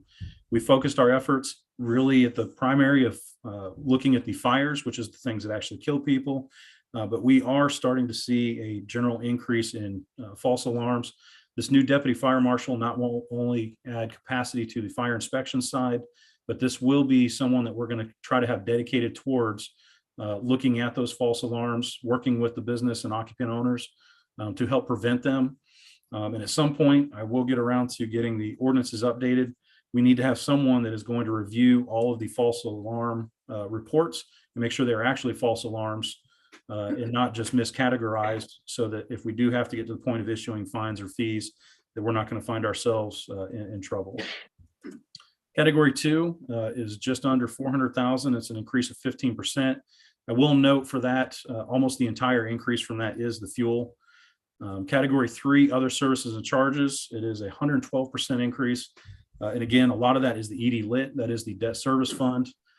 We also have increases in there for paying rent on our temporary fire headquarters. Knowing what we're getting into with construction of fire stations, there is money in there for consultants. This is a specialized building and something that we do not want to make a 50-year mistake on. And I will note that even in category 3, we are seeing dividends paid out from having the better fleet. So we did see a decrease in our category 3 expense for fleet services.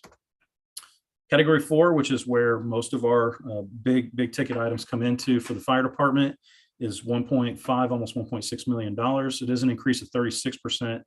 Again, years that we buy a truck versus years we don't buy a truck is where you see those major increases. So some of the things that we're looking to do, $42,500 for a fire gear washer.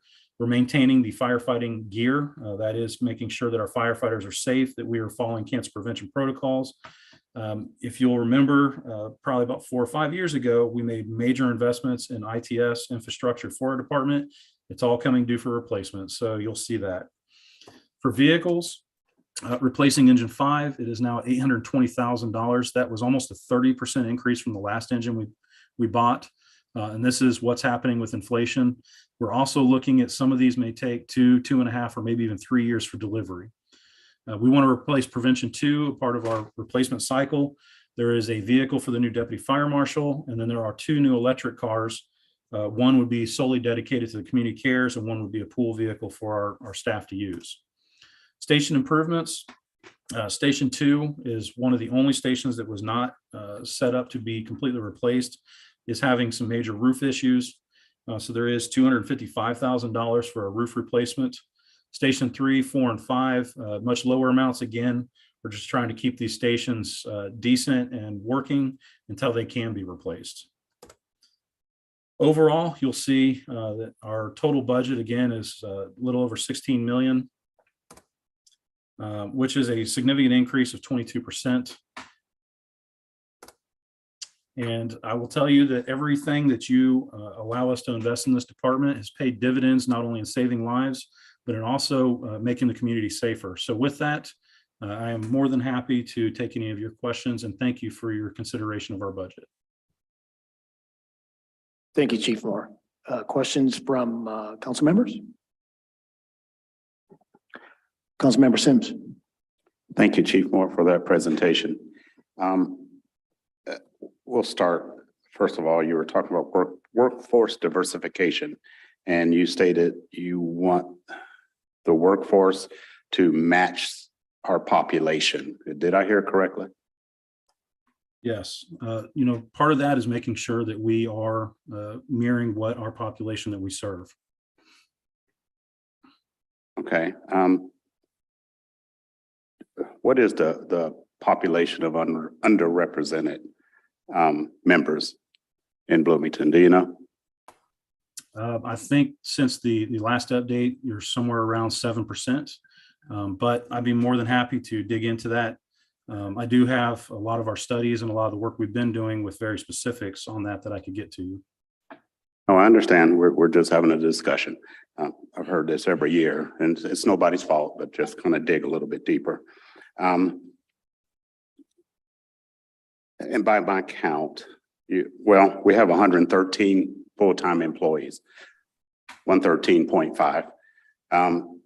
And let's say roughly one form of population, let's say 4%. So that's roughly 5, the number. And so that would be 5 on one particular population out of 113.5. So when you say match our population, are those the numbers that you're striving for? Honestly, I'm not trying to play a quota game. We want to make sure that we include anybody and everybody and find the best that our community has to offer to work for our department. But when you do try to set a hardline goal, then yes, we want to match the percentages of our community is where we're trying to get to. And we have made significant strides. In fact, I believe the particular population segment you're talking about, we are on par with what our community is. Okay, thank you. And just to be clear, when I discuss that with you or our other public safety folks, we already assume that you're going to try to get the very best of the best when you're in. So I don't think that really needs to be said, I think, in this particular case. My next question is, who provides diversity and inclusion training to the firefighters? We have gotten it from HR. We have seeked out and found people that specialize in that type of training. So the last one that we brought from the outside, other than what HR provided, was from IU, and he is now working for the Indiana Colts. So again, we're seeking out many opportunities to make sure that we're getting a good cross section and we're getting good training. Okay, thank you. With regard to integrated healthcare, and I guess I'm confused about establishing a billing service, and it says through insurance. I'm out of time. Okay, I was just kind of wondering about, and I'll let one of my colleagues pick it up. I'm out of time. But what about folks that don't have insurance? What do you expect your feasibility study to even show? But I'm done. I'm out of time. Thank you. I think my colleague will pick it up. One of your colleagues will pick it up. Councilmember Campbell-Leonard. And I can be that colleague. So, thank you for your report this evening, and thank you for what you've said, what you've laid out here for us regarding the integrated healthcare. I think it's very interesting. I'd like to get a better understanding of scope, and then I'd like to shift to the insurance question that Councilmember Sims asked. Do we know about how many individual users there are for 911? Not how many calls, how many individual users? We do have a good sense of those that overuse the system, but not necessarily, a case by case or one by one. So for us, the top 10 users of our services equate to about 250 calls a year. Say that again. The top 10 users of service place, each of them place 250 calls a year? No, overall, or collectively. Collectively, the top 10 users are 250 calls a year. So 25 calls, that's a call every other week figure. Yes. Okay. And then shifting to the interesting question of insurance, I would be interested in knowing how that would work. How do you set an amount to bill someone for that? I would be interested in knowing what you've seen in other cities with these services and whether or not they've been successful in getting that set up and how it works. Well, as I stated in my presentation, of all the programs like this that operate in the state, not a single one has figured this piece out. There are federal laws that are being adjusted from Medicare, Medicaid, others that may be mirrored within the state. It is a very complicated thing, medical billing and insurance.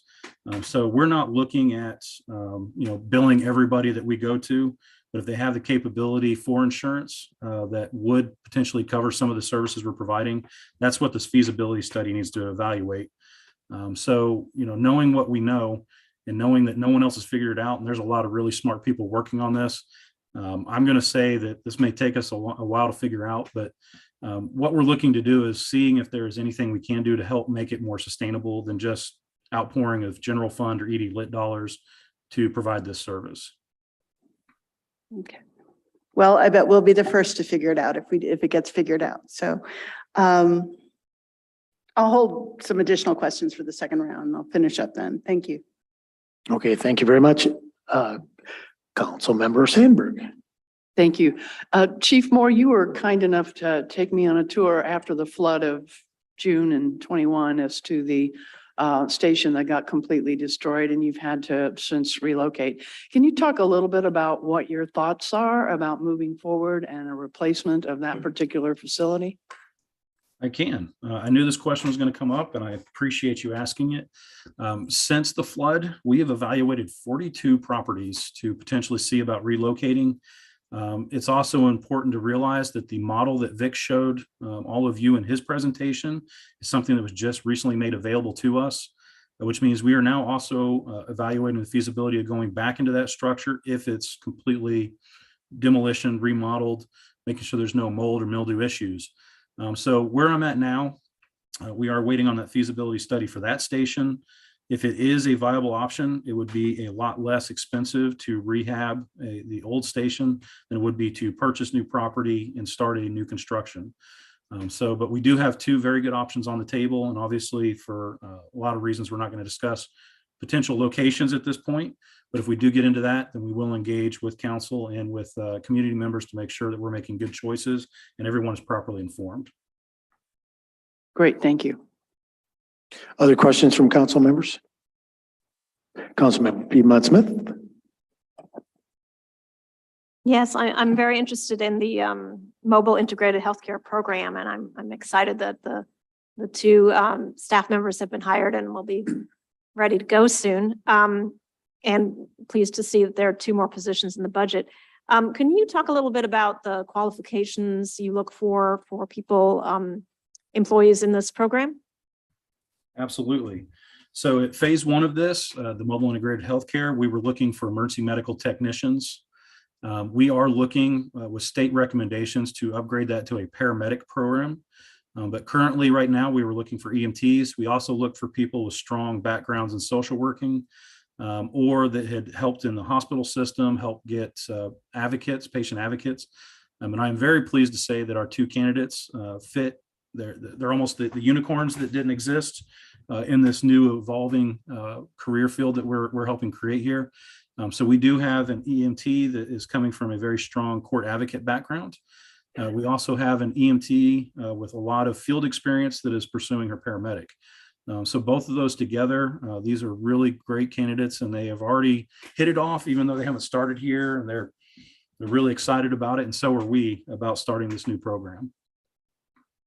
That's great. And what kind of vehicle do they use or will they use? It will come down to what equipment they need. Currently, we have it set out to have one of the electric vehicles. If it turns out they need to carry more equipment, then we may have to upgrade to an SUV.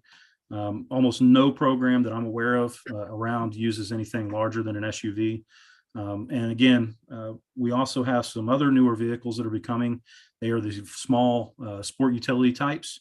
So accessing people into the parks or on the B line or some of the homeless encampments, some of those other areas, those very small vehicles may be the most appropriate choice.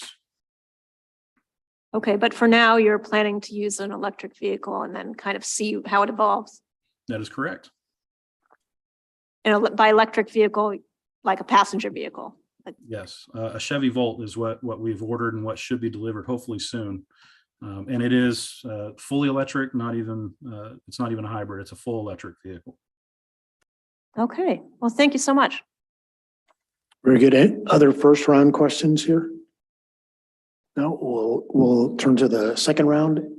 Councilmember Scambolery. Yes, thank you. Continuing with the integrated healthcare and the two new staff, I'm interested in how they will work in concert or how they'll collectively work together. For example, with the police social workers and with the other staff that we have embedded throughout public safety in the city. How will we coordinate all of that activity? Does all that flow through dispatch? What kind of training are we providing for dispatch as they adjust to these new positions? Could you talk about that? I can, and I know Chief Dekoff will talk about some other adjustment at dispatch to help with that. But essentially, there are a lot of services coming online between last year. The police, I think for several years, they've been running their social work program. And what we're trying to do is find the gap. And for our department, the gap is those that need medication management, need management of chronic conditions. So you'll find some people that if someone would just follow up with them about their medicines, they would not have a medical emergency. We also want to look at again, pre and post 911. So after a police officer, firefighter, someone goes out like on an overdose, that we're following up and making sure that they're getting continuity of care after the overdose. So really our niche in this is working with the social workers on case management. You know, they've got a really good thumb on the pulse of what's going on. There are other community providers that are bringing on crisis teams for those in acute mental crisis. And ours is going to be in that before and after, and just trying to make sure that we're doing the medical side. So that's kind of where our program fits into this big pool of resources that are out there. And again, this may evolve. So as we start working together with the social workers, we may find this fits our tooling a little bit better than theirs, and we may find it the other way. But what I can say is we've already started that. They were involved in the hiring process for these positions, and we've already had meetings with them about how they can integrate, how they can work together, and how we can do this and provide this service at a much better place. And as far as your question about dispatch, I'm going to let Chief Dekoff talk about that. That is his department to run, but we are making adjustments at dispatch to start reviewing how this 911 calls are handled. That's very helpful. Thank you. Any other second round questions? Councilmember Sims. Thank you. Chief Moore, and first of all, some of the questions that I might ask of you or discussions having to do with diversity, trust me, is something that I feel about every department throughout the city. And so I don't want you to think I'm picking on BFD or something like that. We've had these discussions before. But for an example, and I know BPD doesn't, I'm sorry, BFD does not, but for an example, if you had 1,000 employees and the goal was 7% diversity, then you're looking at 70 people out of that 1,000. And that would include all BIPOC population members. So, and I understand with the challenges we're having of even hiring entry-level people. At this point, I understand that. But again, I'll start inquiring more with almost every department over time with some of my questionings, because we hear it all the time. I mean, and I believe it's a goal, and I know we work hard, but I'd like to start to see some results at some point throughout this process. With the integrated healthcare, and you mentioned a feasibility study, is part of what you expect to find through this study. One of the things that I'm trying to figure out is how much of that integrated healthcare would be considered basic city services. And if that's the case, are those the people who don't get billed through their insurance? So I'm sure that's what you're looking at through these. And to me, that appears that could be an equity issue in and of itself. You have any thoughts on that? I do. So first and foremost, we're not going to withhold service from anybody, whether or not they could or could not pay. This feasibility study is only to see if there is a portion of the cost that could be reimbursed to the city to help make it more sustainable. But this is a service that we intend on providing as a city service, and the potential for reimbursement is only to help make it more sustainable. So we would not bill if someone can't pay. We're not going to deny care. That's not the world we're getting into. We're just trying to see if someone does have insurance, could it potentially be reimbursable? And again, this is not an easy task to complete, as no one in this state has figured out this component of it. Okay, thank you very, very much. Thank you. Any other second round questions? All right, we're ready for some public comment. Mr. Lucas, we'll remind the public that you can send a note in chat, you can send an email to the council office, and so you're able to make a comment on the fire department budget in the presentation tonight. Is there anybody in the hall that wishes to make a comment? You can queue up. Doesn't look like it. Mr. Lucas? Yes, I'll just remind members of the public on Zoom that if you'd like to comment, you can use the raise hand feature to indicate you'd like to speak. You can find that in your control bar under the reactions tab or the more tab, or send a chat to the meeting host to let us know you'd like to comment. Thank you very much. Maybe we'll just wait for few seconds here. Any response? Not that I see. Okay. I think we'll move to final comment. Council members, anyone like to make a final comment on the budget of the fire department? Mr. Sims? Thank you. First of all, I am very, very proud of our public safety personnel, BFD, BPD.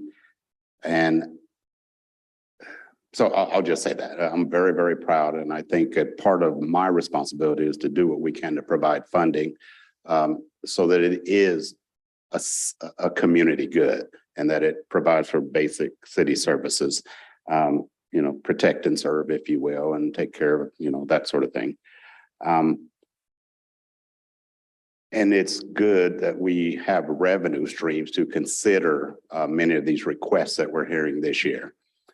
So I will ask some questions because part of what I think sometimes is I understand there's goals and there's some looking into the future, but sometimes I think, what problem are we trying to solve?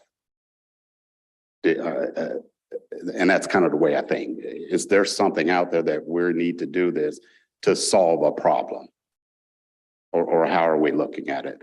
And obviously all that takes finances. So I will support or plan to support BFD's budget. And we'll have more talks and more answers and questions as we move forward. But that's where I am tonight. And thank you again for the presentation and taking the time to indulge me in some of these questions and discussion. Thank you. Any other final comments from council members? I'd just like to say thank you very much for all you do for the city and everyone. And thank you for the presentation. Are we ready for a do pass? Okay. Deputy Clerk Crosley, will you please call the roll? Councilmember Sims, Yes. Gambilleri, Yes. Sandberg, Yes. Rallo, Pass. Smith, Yes. Piedmont Smith, Yes. Rosenbarger, Pass. and Volan. Yes. Thank you very much. By my count, that is 6-0-2. Thank you very much. Thank you very much, Chief Moore, and appreciate it. Next, we're going to turn to Bloomington Police Department with Chief Dekoff. And you're on, sir.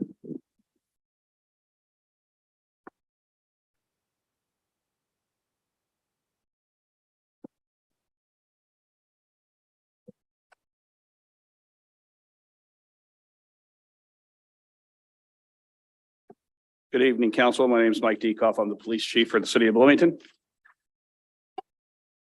The mission of the Bloomington Police Department is to safeguard life and property while respecting diversity, encouraging civility, solving problems, and maintaining a high standard of individual integrity and professionalism. I want to thank you for the opportunity tonight to present the 2023 Police Department budget request. I also want to thank you for your past continued support for the men and women of the Bloomington Police Department. We've been through some tough times the last several years, and council support has been a lot to us. Police Department is authorized 105 sworn officers and 62 non-sworn employees. Currently, of the 105 sworn officers authorized, we have 81 employed, and we have 72 available. And when I talk about the availability of officers, we have 1 on military leave, 2 waiting on academy dates, 2 off on long-term sick or injury, and 4 in our field training officer program. That leaves us with 24 open sworn positions. Talk a little bit about that. Officer shortages are a national problem. You can see every day in news stories across this country where police departments are struggling to hire police officers. They're struggling to retain police officers. That is a problem that we too share with other law enforcement agencies. I was at a recent Indiana Mayor's Conference And that seemed to be the talk across Indiana with these various mayors of their communities too, struggling to hire police officers and retain the ones that they have. That is one reason why you will see in this budget request alternative type positions like our community service specialist to help relieve the load on sworn police officers so that we can concentrate on more serious type stuff. I will tell you that we just had over the weekend, this past weekend, a hiring process where we had 28 people apply or show up for the testing. And so we are in the process of that hiring process, and we have 4 currently certified people that are in background investigation. So we are hoping that we will be able to add some people in the near future. This is just kind of another breakdown of the 78 sworn officers authorized in the patrol division. We have 54 available. In our detective division, we are authorized 16 detectives. We have 13 available. The administrative division has 5. We have those 5. In our civilian employees, we are authorized 62 and we have 56 available. We have 2 openings in our community service for community service specialists, and the rest are openings in our dispatch center. Talk a little bit about some accomplishments for 2022. We recently, actually at the beginning of August, hired a director of civilian operations. This person is over our dispatch and records now. They are trying to work to coordinate those 2 divisions so that we can work more efficiently and effectively. But one of the main responsibilities that we will have this new position, this person pursue is accreditation of our dispatch center. The police department is CALIA certified, and we are hoping to have our dispatch center CALIA certified in the next few years. We also hired an additional data analyst this year. We receive a lot of requests for data. We also use that data to help us refine our patrol districts and our strategies. So having a second person in that role has been quite helpful as we continue to work with fewer and fewer officers. Another accomplishment is we had some retirements. Joe Qualters was the deputy chief, retired in July. We appointed a new deputy chief, Scott Oldham, who's back here today. And we also appointed a new captain of operations, Mick Williams. We also, because those people were promoted, had some 2 lieutenant promotions and 2 sergeant promotions as well. Touch on the major 2023 initiatives in this budget request. We're requesting funding for a joint police fire recruiting specialist. Talk a little bit about that. I see this as a really important position. We have 24 openings. We struggle to hire. It's a full-time job anymore. That usually falls under the administrative captain's responsibilities, but he has other duties besides just hiring. So we are requesting this position as joint position to share with fire as well, because hiring is such an integral part to what we need to be doing, and we do not have the specialization to do that, to recruit people, to find people, and so hiring a professional that has that experience, we believe, is very important since we have so many openings. We want to focus on retention of our current employees. And on the next slide, I'll go into the incentive packages that we have been put in place to help us do that. We want to ask for 3 additional new community service specialists. As I mentioned earlier, those positions help a lot with what we do. They take approximately 6% of our call volume. Every year, they work most accidents. They take minor non-criminal calls. They take calls where there's no suspect, no investigation needed. They help with traffic direction and tows. They do extra patrols, and they also help us at community events. And lastly, on our request for new personnel, we would like to hire an additional social worker that we will assign to central dispatch. Other departments around the country have done this. We're looking at this as a way to divert calls before we actually have to even dispatch a police officer.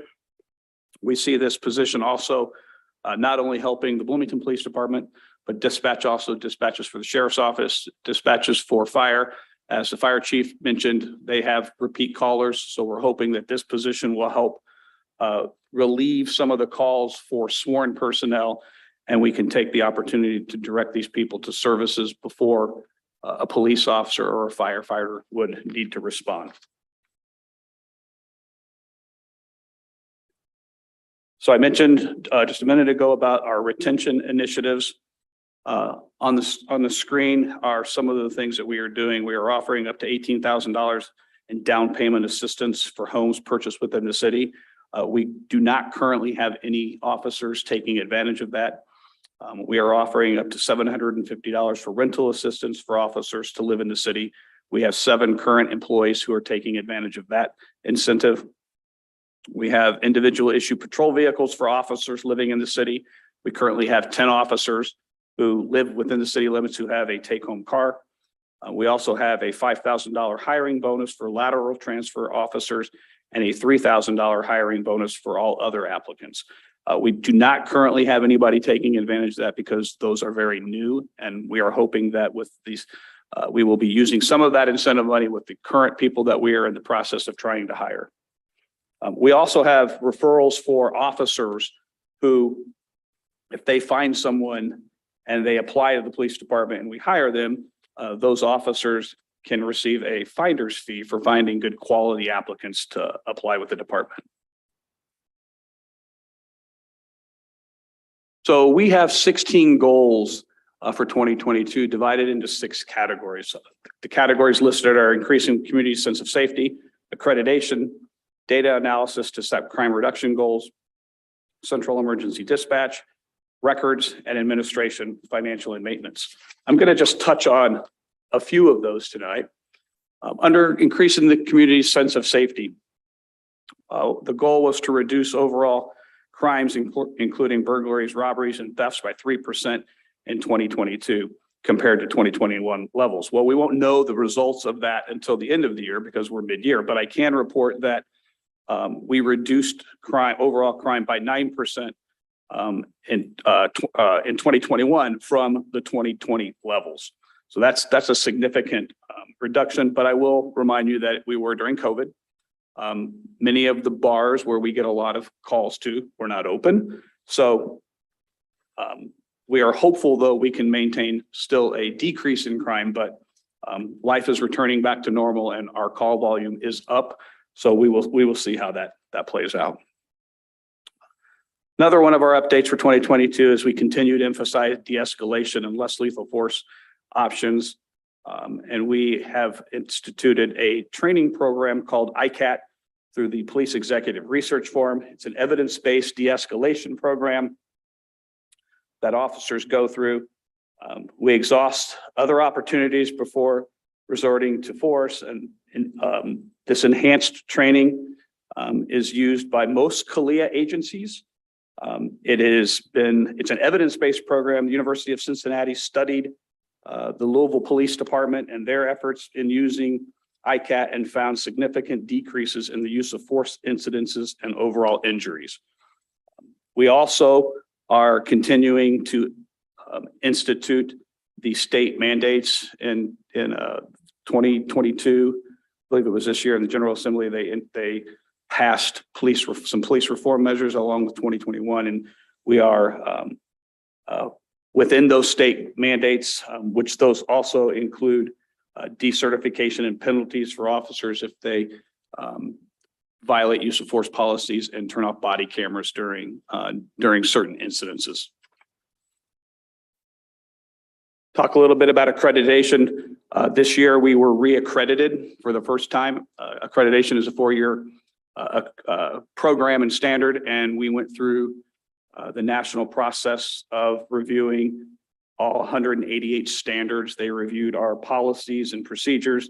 They conducted community forums for people to comment. They conducted interviews with department personnel, elected officials, and other community stakeholders, and we did receive reaccreditation for another 4-year term this summer, this past July.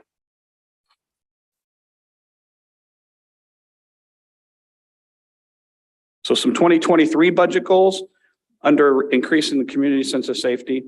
One of the things that we're really going to work on is trying to reduce the number of gun crimes that are committed in our community.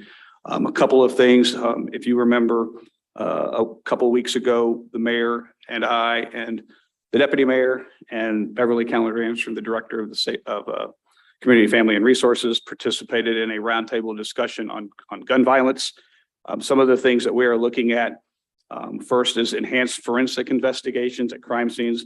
What this involves is more DNA analysis of evidence that we find at crime scenes.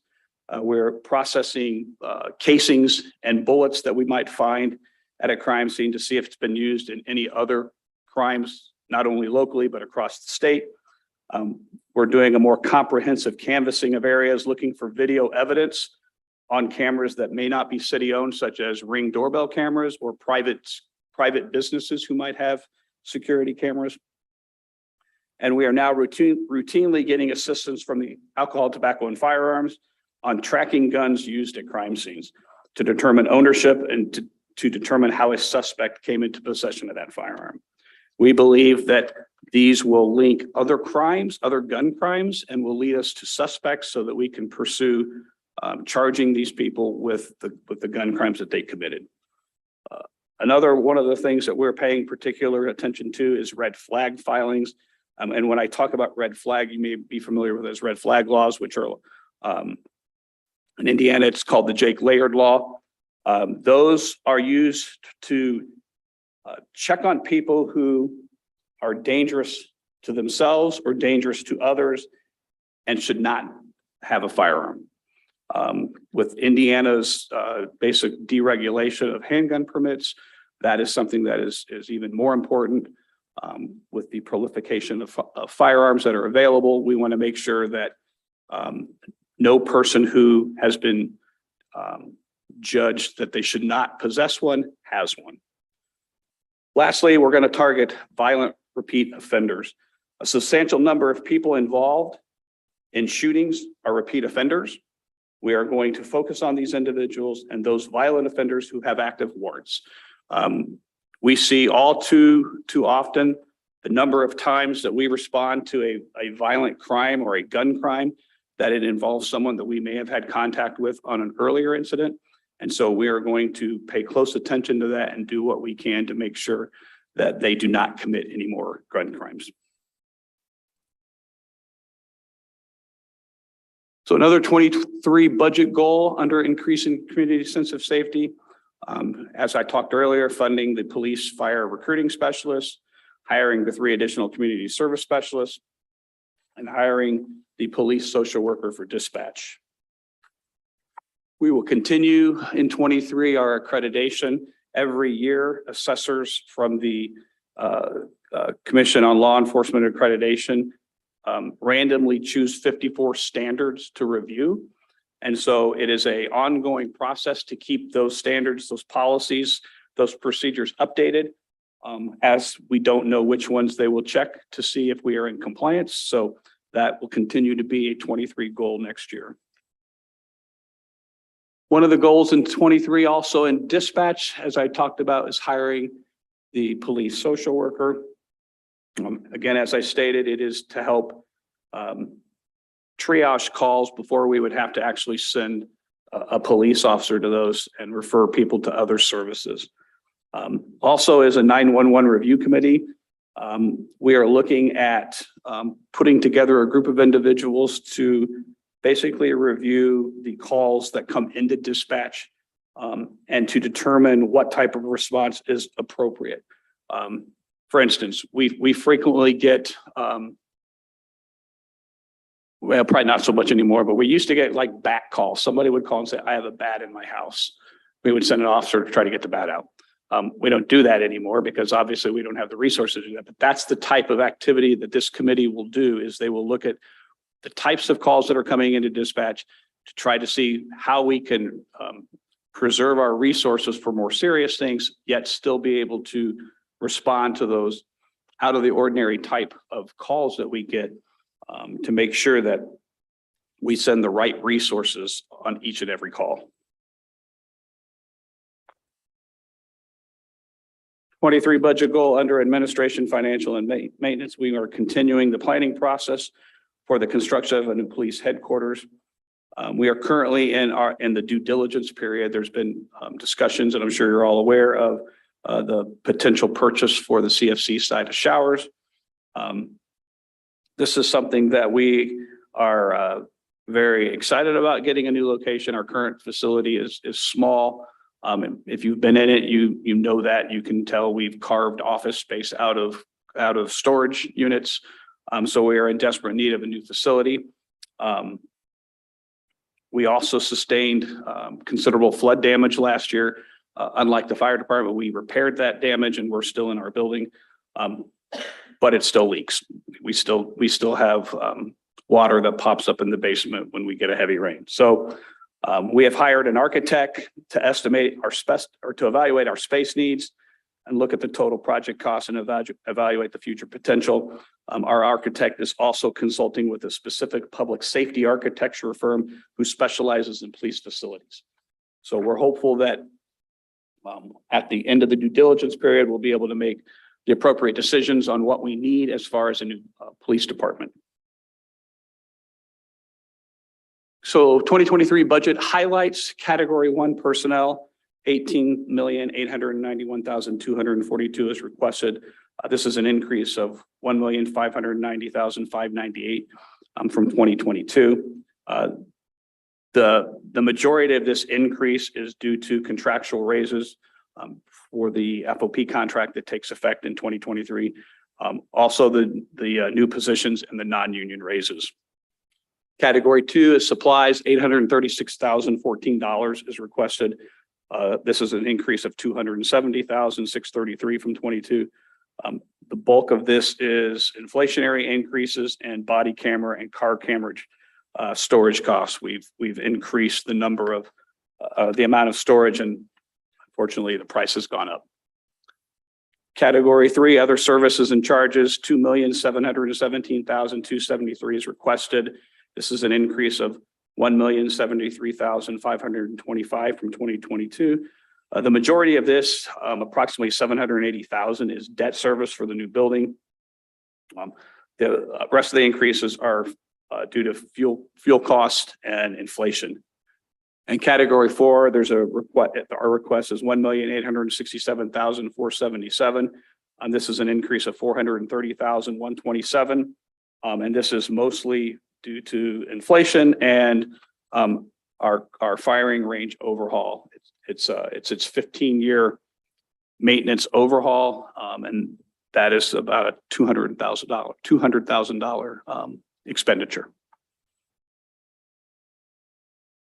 So total request for 2023 budget is $24,312,006. That includes general fund, public safety lit, the ED lit, police education, training, dispatch, and $10 in enhanced access.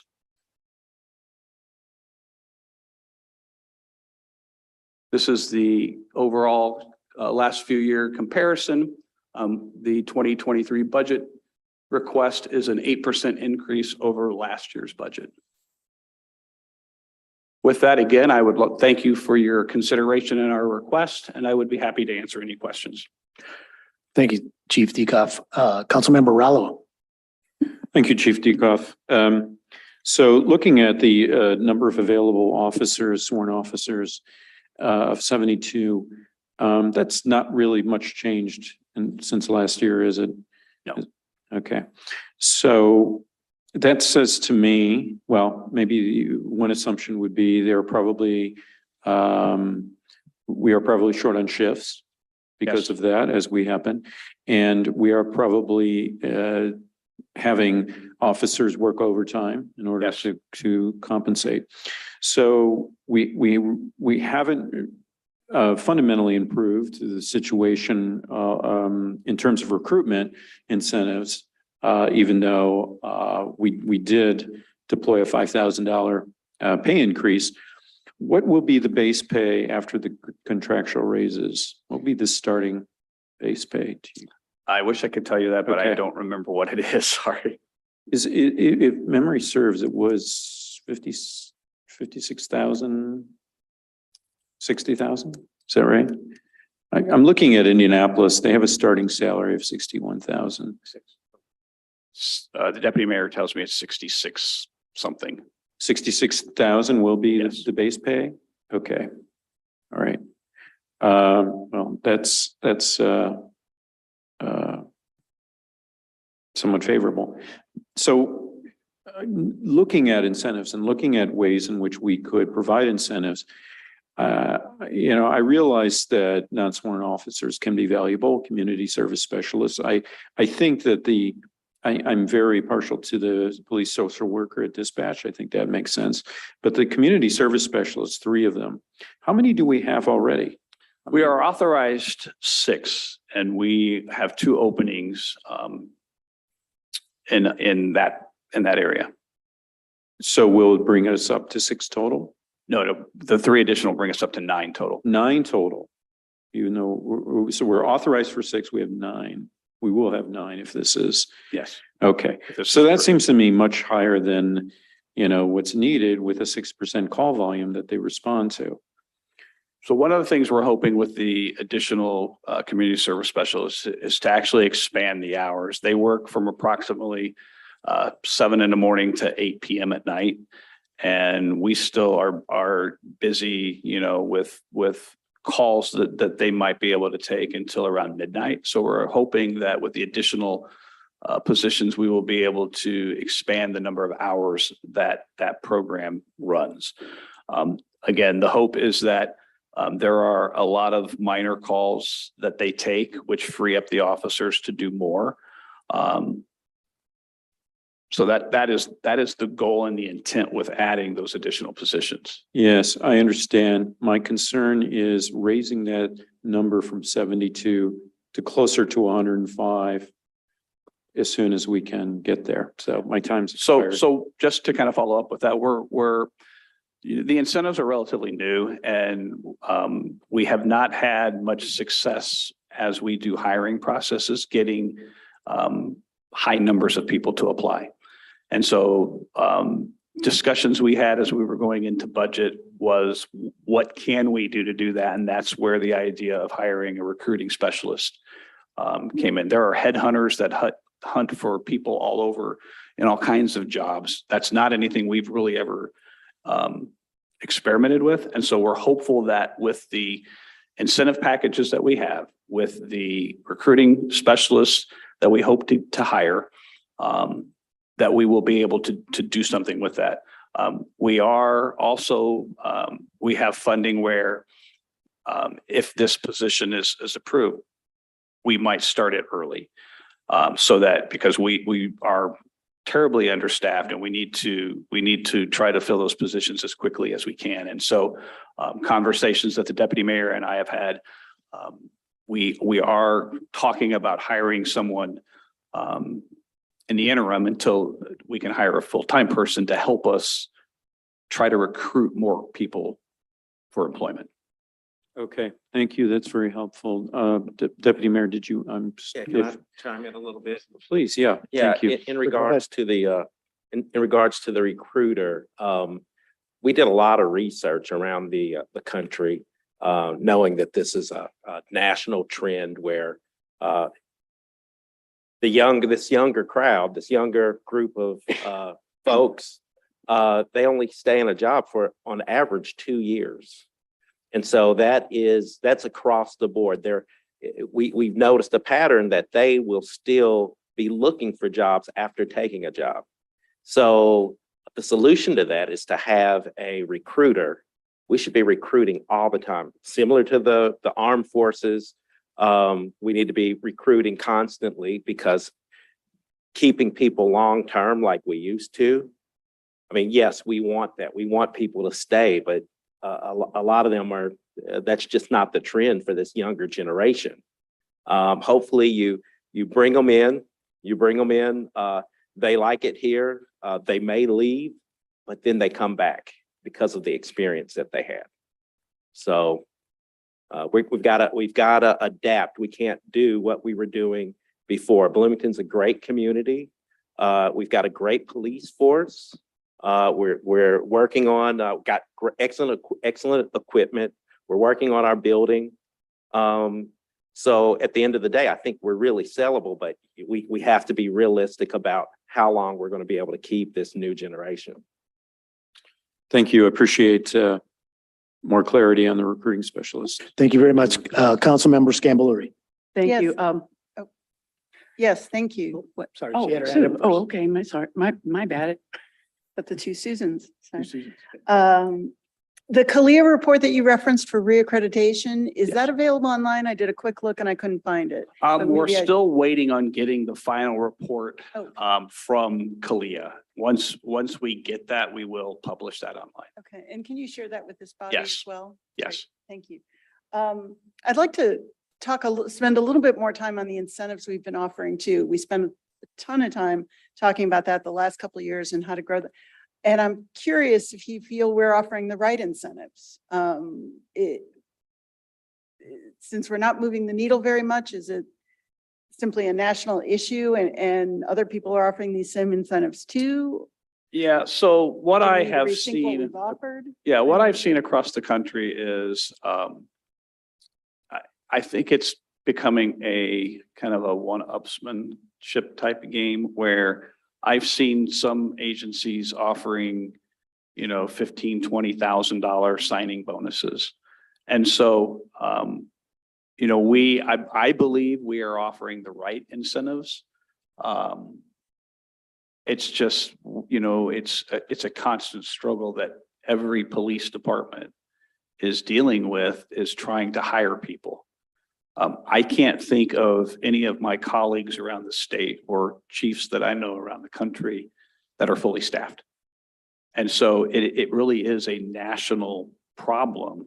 I get all kinds of daily police briefing type emails, and it's always talking about, strategies to find quality police officers, strategies to keep police officers. So it's not something that, it's not only us, it's everybody around us. Everybody in the state and everybody in the nation is struggling with this. So I think that we have, we're doing the right types of incentives. But again, I don't know that we're doing the best job of trying to find police officers. And that's again, why the recruiting specialist we think is important. Because I don't have a recruiting hiring background. Captain Pedigo doesn't have a recruiting hiring background. It's just something that somebody has always done in the police department. But obviously we struggle. So we're hopeful that having someone who has, that's what they do, and having the incentive package that we have, having the new contract that has a substantial raise, we're hoping that will help us draw a lot more applicants and help us fill those positions a lot quicker. And it sounds like the intentional recruiting will help us more than entering the arms race of. Well, it bonuses, really perhaps. has become a full-time job. When I was a captain and I was doing hiring, we did a hiring process once a year, but we would have 100 people show up. So we could have a list of 20 people on that list to hire from. Those days are long gone. Like I said, we had 28 that showed up Saturday. I think 42 had RSVP'd, said they would be there. And already we're down to 21 because of that 28. Some of them didn't pass the physical agility test, which is mandated by the state, or the written test. So and again, I'm not willing to lower our standards for hiring. And so we're just constantly always in this hiring phase. And so we're hoping that having this recruiter with the incentive packages that we have, the new contract coming in 23, that will be an attractive package for someone who wants to be a police officer. Great, thank you. I have some second round questions about social work, our social workers, but I'll come back to it. Okay. Thanks. Thank you very much, Councilmember Sandberg. Thank you. Going back to the recruiter, this individual is going to have a tough row to hoe because obviously other places throughout the state are wanting to recruit too. So this kind of brings me back to the whole issue of our new headquarters, our new building. Obviously, I think, and it's going to take a while to do that. It's going to take a while to rebuild the culture, if you will. It's going to take a while to rebuild a lot of things to get those numbers back up to the 105 that we actually need. So my concern has to do with the new headquarters. I understand you're still in pretty squalid conditions right now following the flood, and it wasn't a great place to begin with. You now are expanding your programs where you're going to need space. So if I could just ask you, if you had an ideal picture in your mind, what could we do in addition to the incentives and hiring a talent acquisition specialist to make the headquarters a place where it would be a recruiting tool? Sure. So, these are things that I've looked at. The deputy mayor referenced the fact that people who are entering, the employment market these days don't stay at jobs very long. And so one of the things that we've always tried to do is we've always tried to maintain top-notch equipment. And so we are there. We have started, a take-home car program. That is something that we didn't have for many, many years, where most police agencies in Indiana did. So we've made strides and taken steps to fix those things. A new police headquarters, that can be a recruiting tool. People will look and see what types of investments the community is making. And if they see that we are investing in, a new building, that also will help us with recruiting. And so, that's why this due diligence period with showers is so important, because it has a lot more space than we currently have. So that is a really nice, attractive part of it. We struggle with parking at our current facility.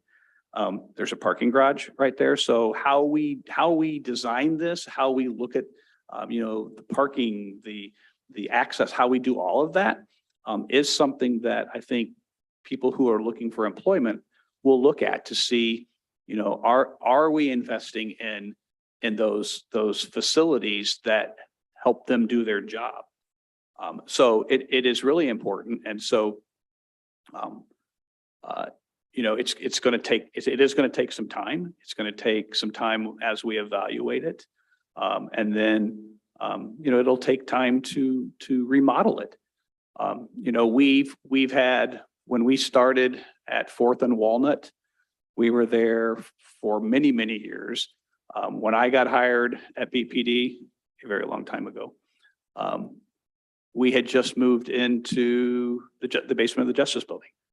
I look at that space today thinking there is no way we could operate out of that space. It's just way too small. Then in '98, we moved to our current facility, which was originally designed to be a police department back in the 60s. The police department never moved in. When we finally did, we still spent $1 million to remodel it in 1998. But it was, at that time, served our needs quite well. We continue to grow. We continue to need more space. We've added, a training center down south. We've added a training center annex. We've added a substation at Switchyard Park. So we are continuing to grow. That is something that recruits look at. They look at, we have 2 training centers. We have a major storage area down there. Those are things that benefit new officers. We have a brand new weight room at one of our training facilities. That is something that a new recruit would look at, or a new applicant would look at as, what is the department willing to invest in me? So we're taking those steps. It's just, again, everyone is struggling to hire. So I'm hoping that we will catch a break and be able to hire some people to reduce that number of open positions. Thank you. I'm at my time, but I'll have more questions. Thank you very much. Any other first round questions? Ms. Piedmont Smith. Yes, thank you, Captain, Chief Dukoff. I had a question about the downtown resource officers. I noticed currently we're down to 2 sworn officers who are in those roles. Is this a downsizing of the DRO program, or is that just a factor of not having enough officers overall? It's the latter. We just don't have the people to fill those positions. Okay, yeah, because those are very valuable. I know I have to build those relationships with Yeah. the community. And then my other question was about the deployment of the CERT team and the CERT vehicle. Mhm. I looked on the Be Clear portal, which points you to the Socrata portal. And the most recent report of the use of that team and that vehicle was from May 2021. So can you, I don't know if you know off the top of your head or can provide us the information of in the last 12 months, how often it's been used? Yeah, I'll have to look at that. I haven't looked at the Be Clear portal recently, so I don't know how updated it is. So I'll check into that and get you that information. Okay, thank you. Thank you. Other second round questions? Did you have another one? Okay. Councilmember Up Vogel here. is waiting. Oh, Councilmember Vogel. Thanks, Mr. Chair. Chief Dekoff, thanks for the presentation. Just one question. How many square feet roughly does the police department have now? And how many square feet is the department shooting for? It's got 20,000. Half of that is in the basement, the current police station. The CFC side of showers is 64,000 square feet. Okay, but I mean, that would be a combined police and fire headquarters, right? 64,000 square feet, I'm sorry. And 10,000 square feet above ground and 10,000 square feet in the basement at the current police station. So, but the fire department would also need some of that space, is that not right? Yeah, that's true.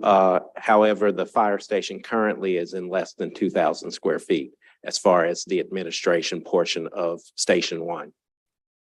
So what you're saying is, while it could be headquarters for the fire department, it's largely going to be the all-in-one headquarters for the police department, or do you plan some additional sites? I mean, you already have your first substation down at Switchyard Park. So like, does the police department really need 60,000 square feet? Or do they need more? No, they won't need 60,000 square feet, but at least 30,000 is I think at least 30,000 is what we're aiming for on the low end.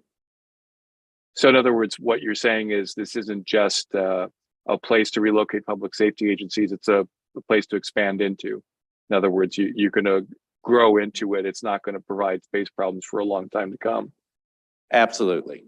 That's the goal.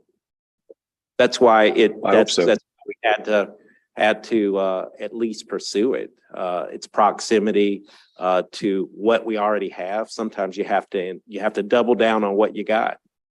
Yeah, I'm not questioning that at all. I'm just curious.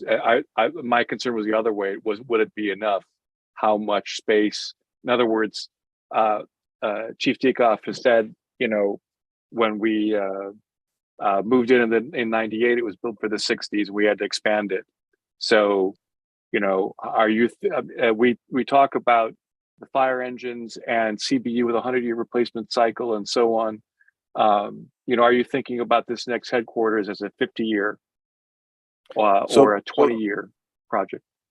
So that's some of the conversations that we're starting to have with the architect and the public safety architect is they have experience in evaluating that. And so I've had one initial meeting with them to discuss space needs, and I'm sure I'll have more in the next several weeks. We're going to be very interested in what some of your thoughts are on that. Last question, I know my time is out. Does that include any kind of jail cells? No. Or a city jail? Okay. No. Thank you. Thank you very much. Councilmember Rello, second round. Thank you. I don't know who to direct this question to, but I'm guessing maybe Controller Underwood, if he is still present, but whomever. I'm wondering what the yearly % increase in police salaries is as per the contract. Total or just per year? The first year was approximately, there was two different percentages. One was for the upper level was over 12%, and for the officers first class and senior police officers, it was over 13% for 2023. For 2023? Yes. Okay. And what is the duration of the contract? It was a 4-year contract. 4 Okay, and years. 4 years from what date? It starts when it- this year, 2023, so 23. 2023, so 2027. Okay. All right, great. Thank you. Uh-huh. Let's hope. Thank you. Yes, go ahead. Were Deputy you, Mayor. were you also asking for the other years as well, or that's just the first year? Well, I was mostly concerned about next year, this coming year, 2023, but yeah, do you have that information? Jeff, Hmm. are you back on? Sorry, Controller Underwood, that would be it. I can, look, I don't have that. Maybe at my Mr. Post. fingertips. I can, Oh, you can go on next, if you want to keep going, I'll log on and find it real quick. You can answer the question, looks Mr. like Paul Post. Go Post ahead. is here and he may have that information. Hi, Paul Post, FOP 88. Next year is 13.17 for officer first class, 12.67 for SPO, the senior police officer. For 24, it's 2.80% for both of them. For 25, it's 2.9%. And for 2026, it's 3.0%. Okay. Thank you, Mr. Post. I really appreciate that information. Thank you. Other second round questions? Councilmember Scambolery. Yes, thank you. Chief Tiefkopf, in the last several years, we've made some investments in police social workers. Could you share an update on that program? How well they're integrating into the department? Sure. What you're seeing? So we now have a total of 3 police social workers. That program has been extremely successful. They have not only integrated into working with officers on calls, they also have started to do more officer wellness type activities. So they do some I wouldn't call it counseling sessions, but we deal with a lot of traumatic events, and so they set up sessions with with officers who have been involved in those types of events to talk to them, talk through things. They have monthly newsletters that they put out where each one of the social workers focuses on a specific area. They have been really involved in outreach efforts that we do. They've been really involved in department activities. We recently rented out the Tivoli Theater in Spencer for a movie night, and they were involved in that, where we encouraged officers and their families to show up and just watch the movie. They have really good popcorn there, by the way. And so in that regard, it's been very successful. Another thing that we've really done with that program is we are contacted frequently from other agencies from around the country about our program.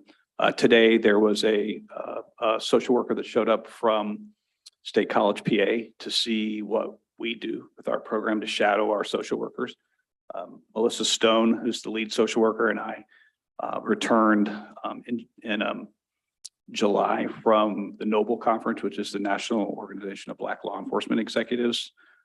We presented on police social worker programs at their national conference. We're doing it in Dallas in October at the International Association of Chiefs of Police.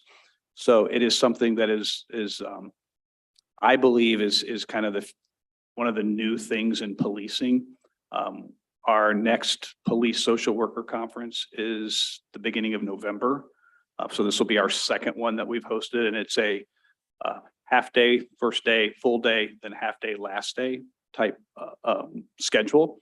And so we have people from all over the country that are not only presenting at this conference, but are also attending it.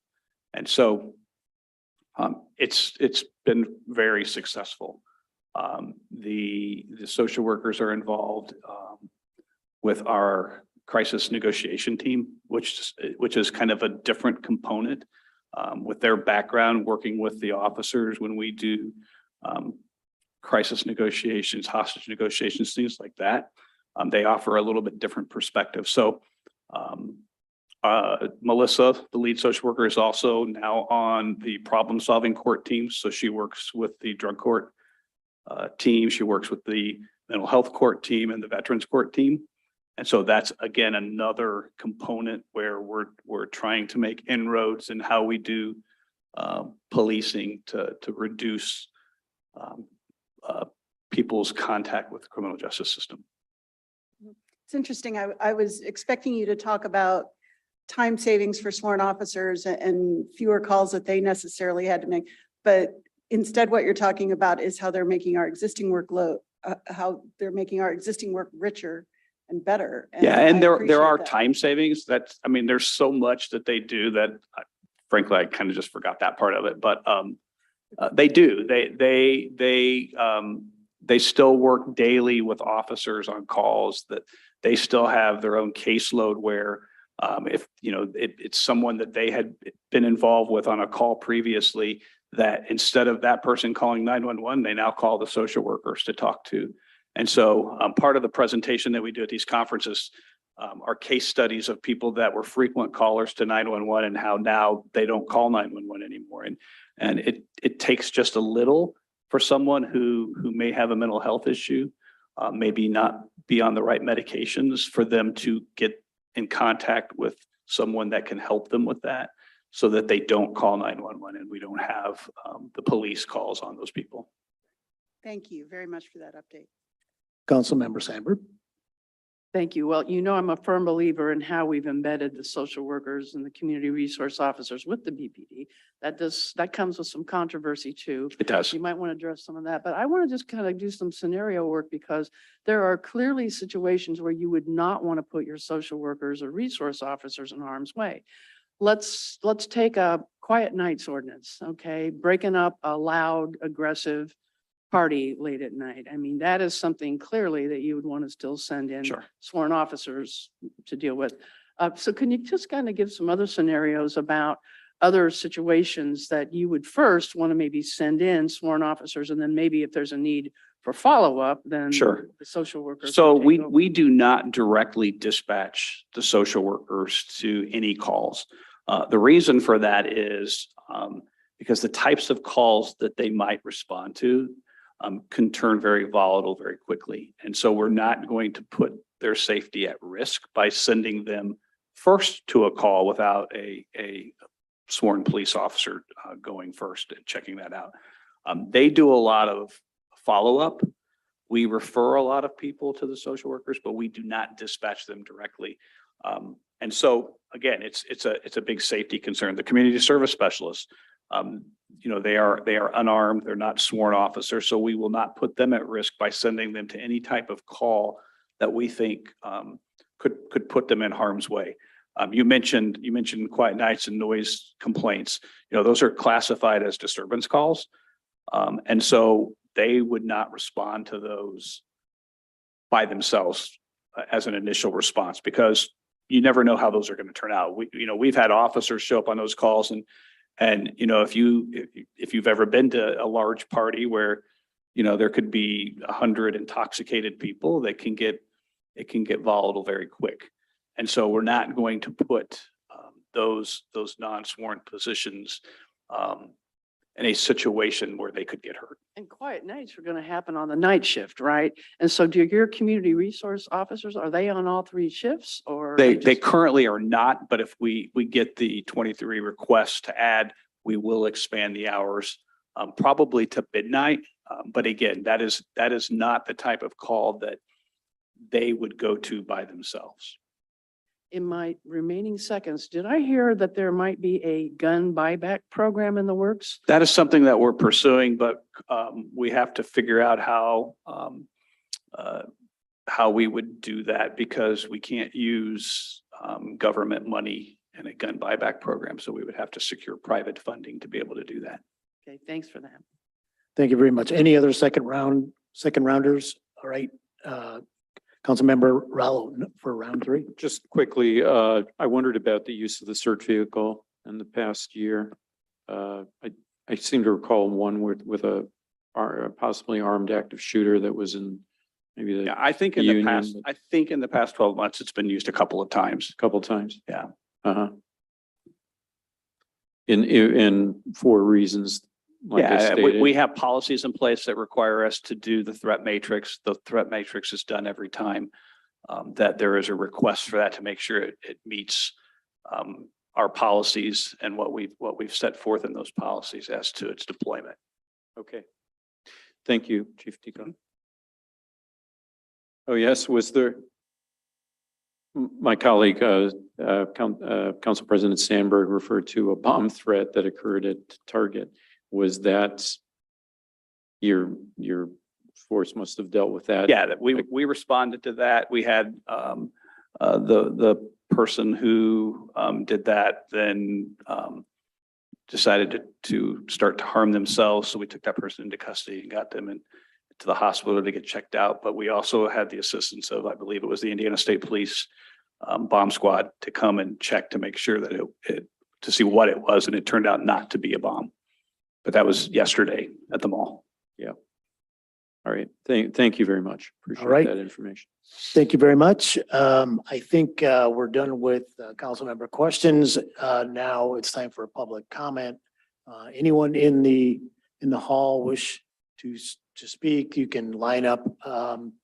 Otherwise, if you are online, you can use the raise hand function. You can send a note in chat, and you could also, if you'd like, send an email to council office.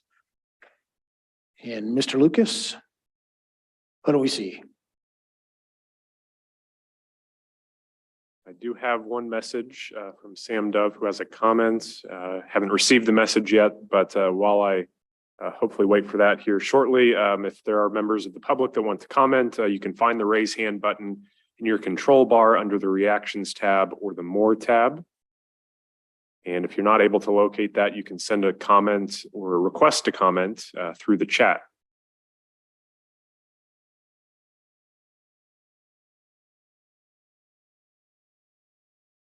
And I don't see any messages coming in now. If I receive any after we close public comment, I will be sure to pass those on to council members.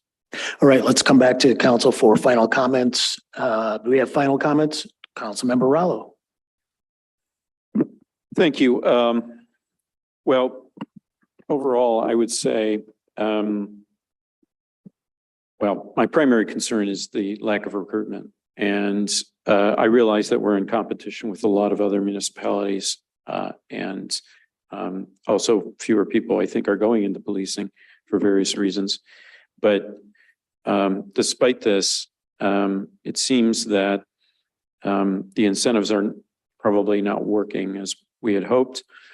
The base salary has increased and it's increasing at a healthy amount this year. It looks like it will trend down in the coming years.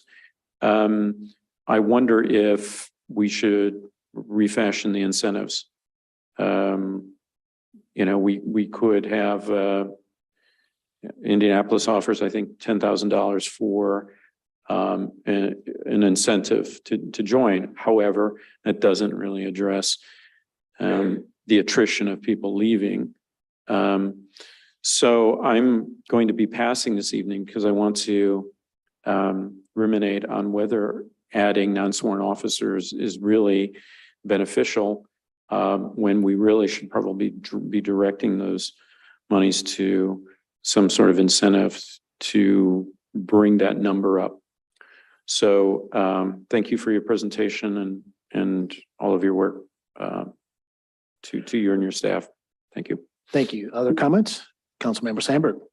Thank you. I too will be passing on this one. I have major concerns too in regard to our staffing shortages and our need to maybe take a look at incentives that includes, and this is another one of my concerns, the feasibility studies, the due diligence that are going on about the proper place for either a new police headquarters or a joint with police and fire. So I'm going to hold off until I have a little more information about how that's going.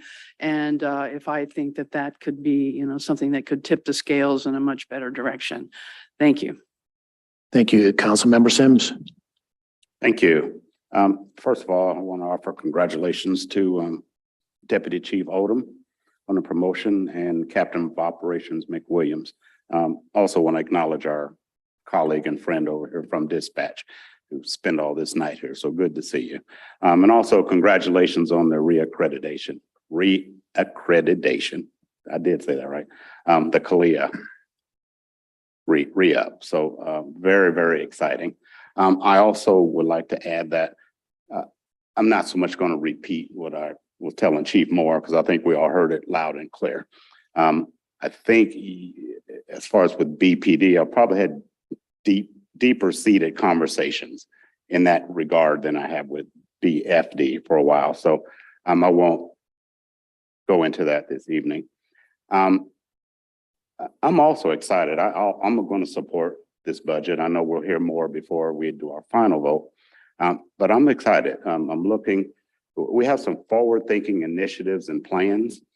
So I want to see where those go. I also look to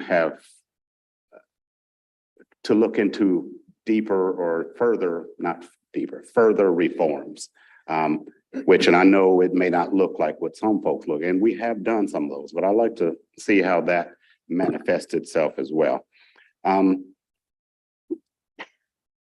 With regard to our police and fire recruiting specialists, I'm interested in seeing the results from that too. I mean, I'm excited about that as well. Maybe they could help us also figure out what fuels this trend of younger recruits to not work long-term in a particular department or area. I don't know if there's an answer, but I mean, I'd like to hear more about that. And the incentives, I think it's too early to tell whether they're the right incentives. They may not be. We may have to do more, but I think it's a bit early to tell because I think we were pretty aggressive with some of the things that we did to kind of get to where we want to recruit people, good officers. One of the things I hope that this recruiting specialist will look into, and I served several years, I don't know, 7, 8 years on the Board of Public Safety.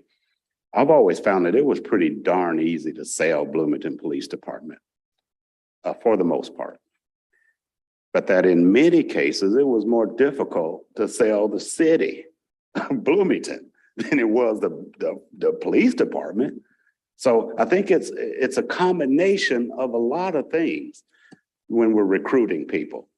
I mean, look, we got to think bigger than just BPD, okay? And particularly with some of our BIPOC recruits, in particularly.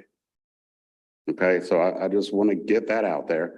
I know many of us understand that, but I still want it at the forefront, at the top of these conversations as we move forward. And you look through my notes, make sure I didn't forget anything.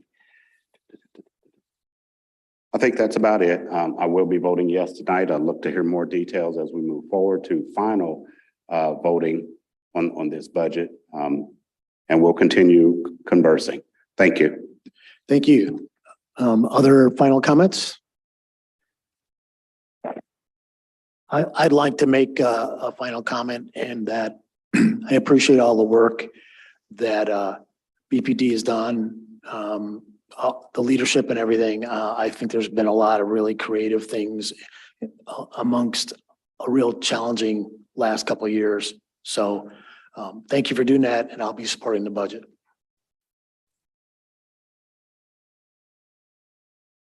All right, we're ready for a due pass recommendation. Deputy Clerk Crosley, if you will call the roll. Councilor Scamberlery, Yes. Sandberg, Pass. Rollo, Pass. Smith, Yes. Piedmont Smith, Yes. Rosenbarger, Pass. Bolin, Pass. and Sims. Sims. Yes, I'm sorry. I thought you said Sam's. I'm sorry. Yes. Thank you. Let's see if I can count right today. 305. Oh, 404. Yeah. I went to IU. I can't count. 404. So thank you very much. I appreciate your presentation. And was there something else? Oh, okay. Well, I think we've concluded our business for this evening. Thank you all very much for all your help and all your work. Thank you. Good night, everyone.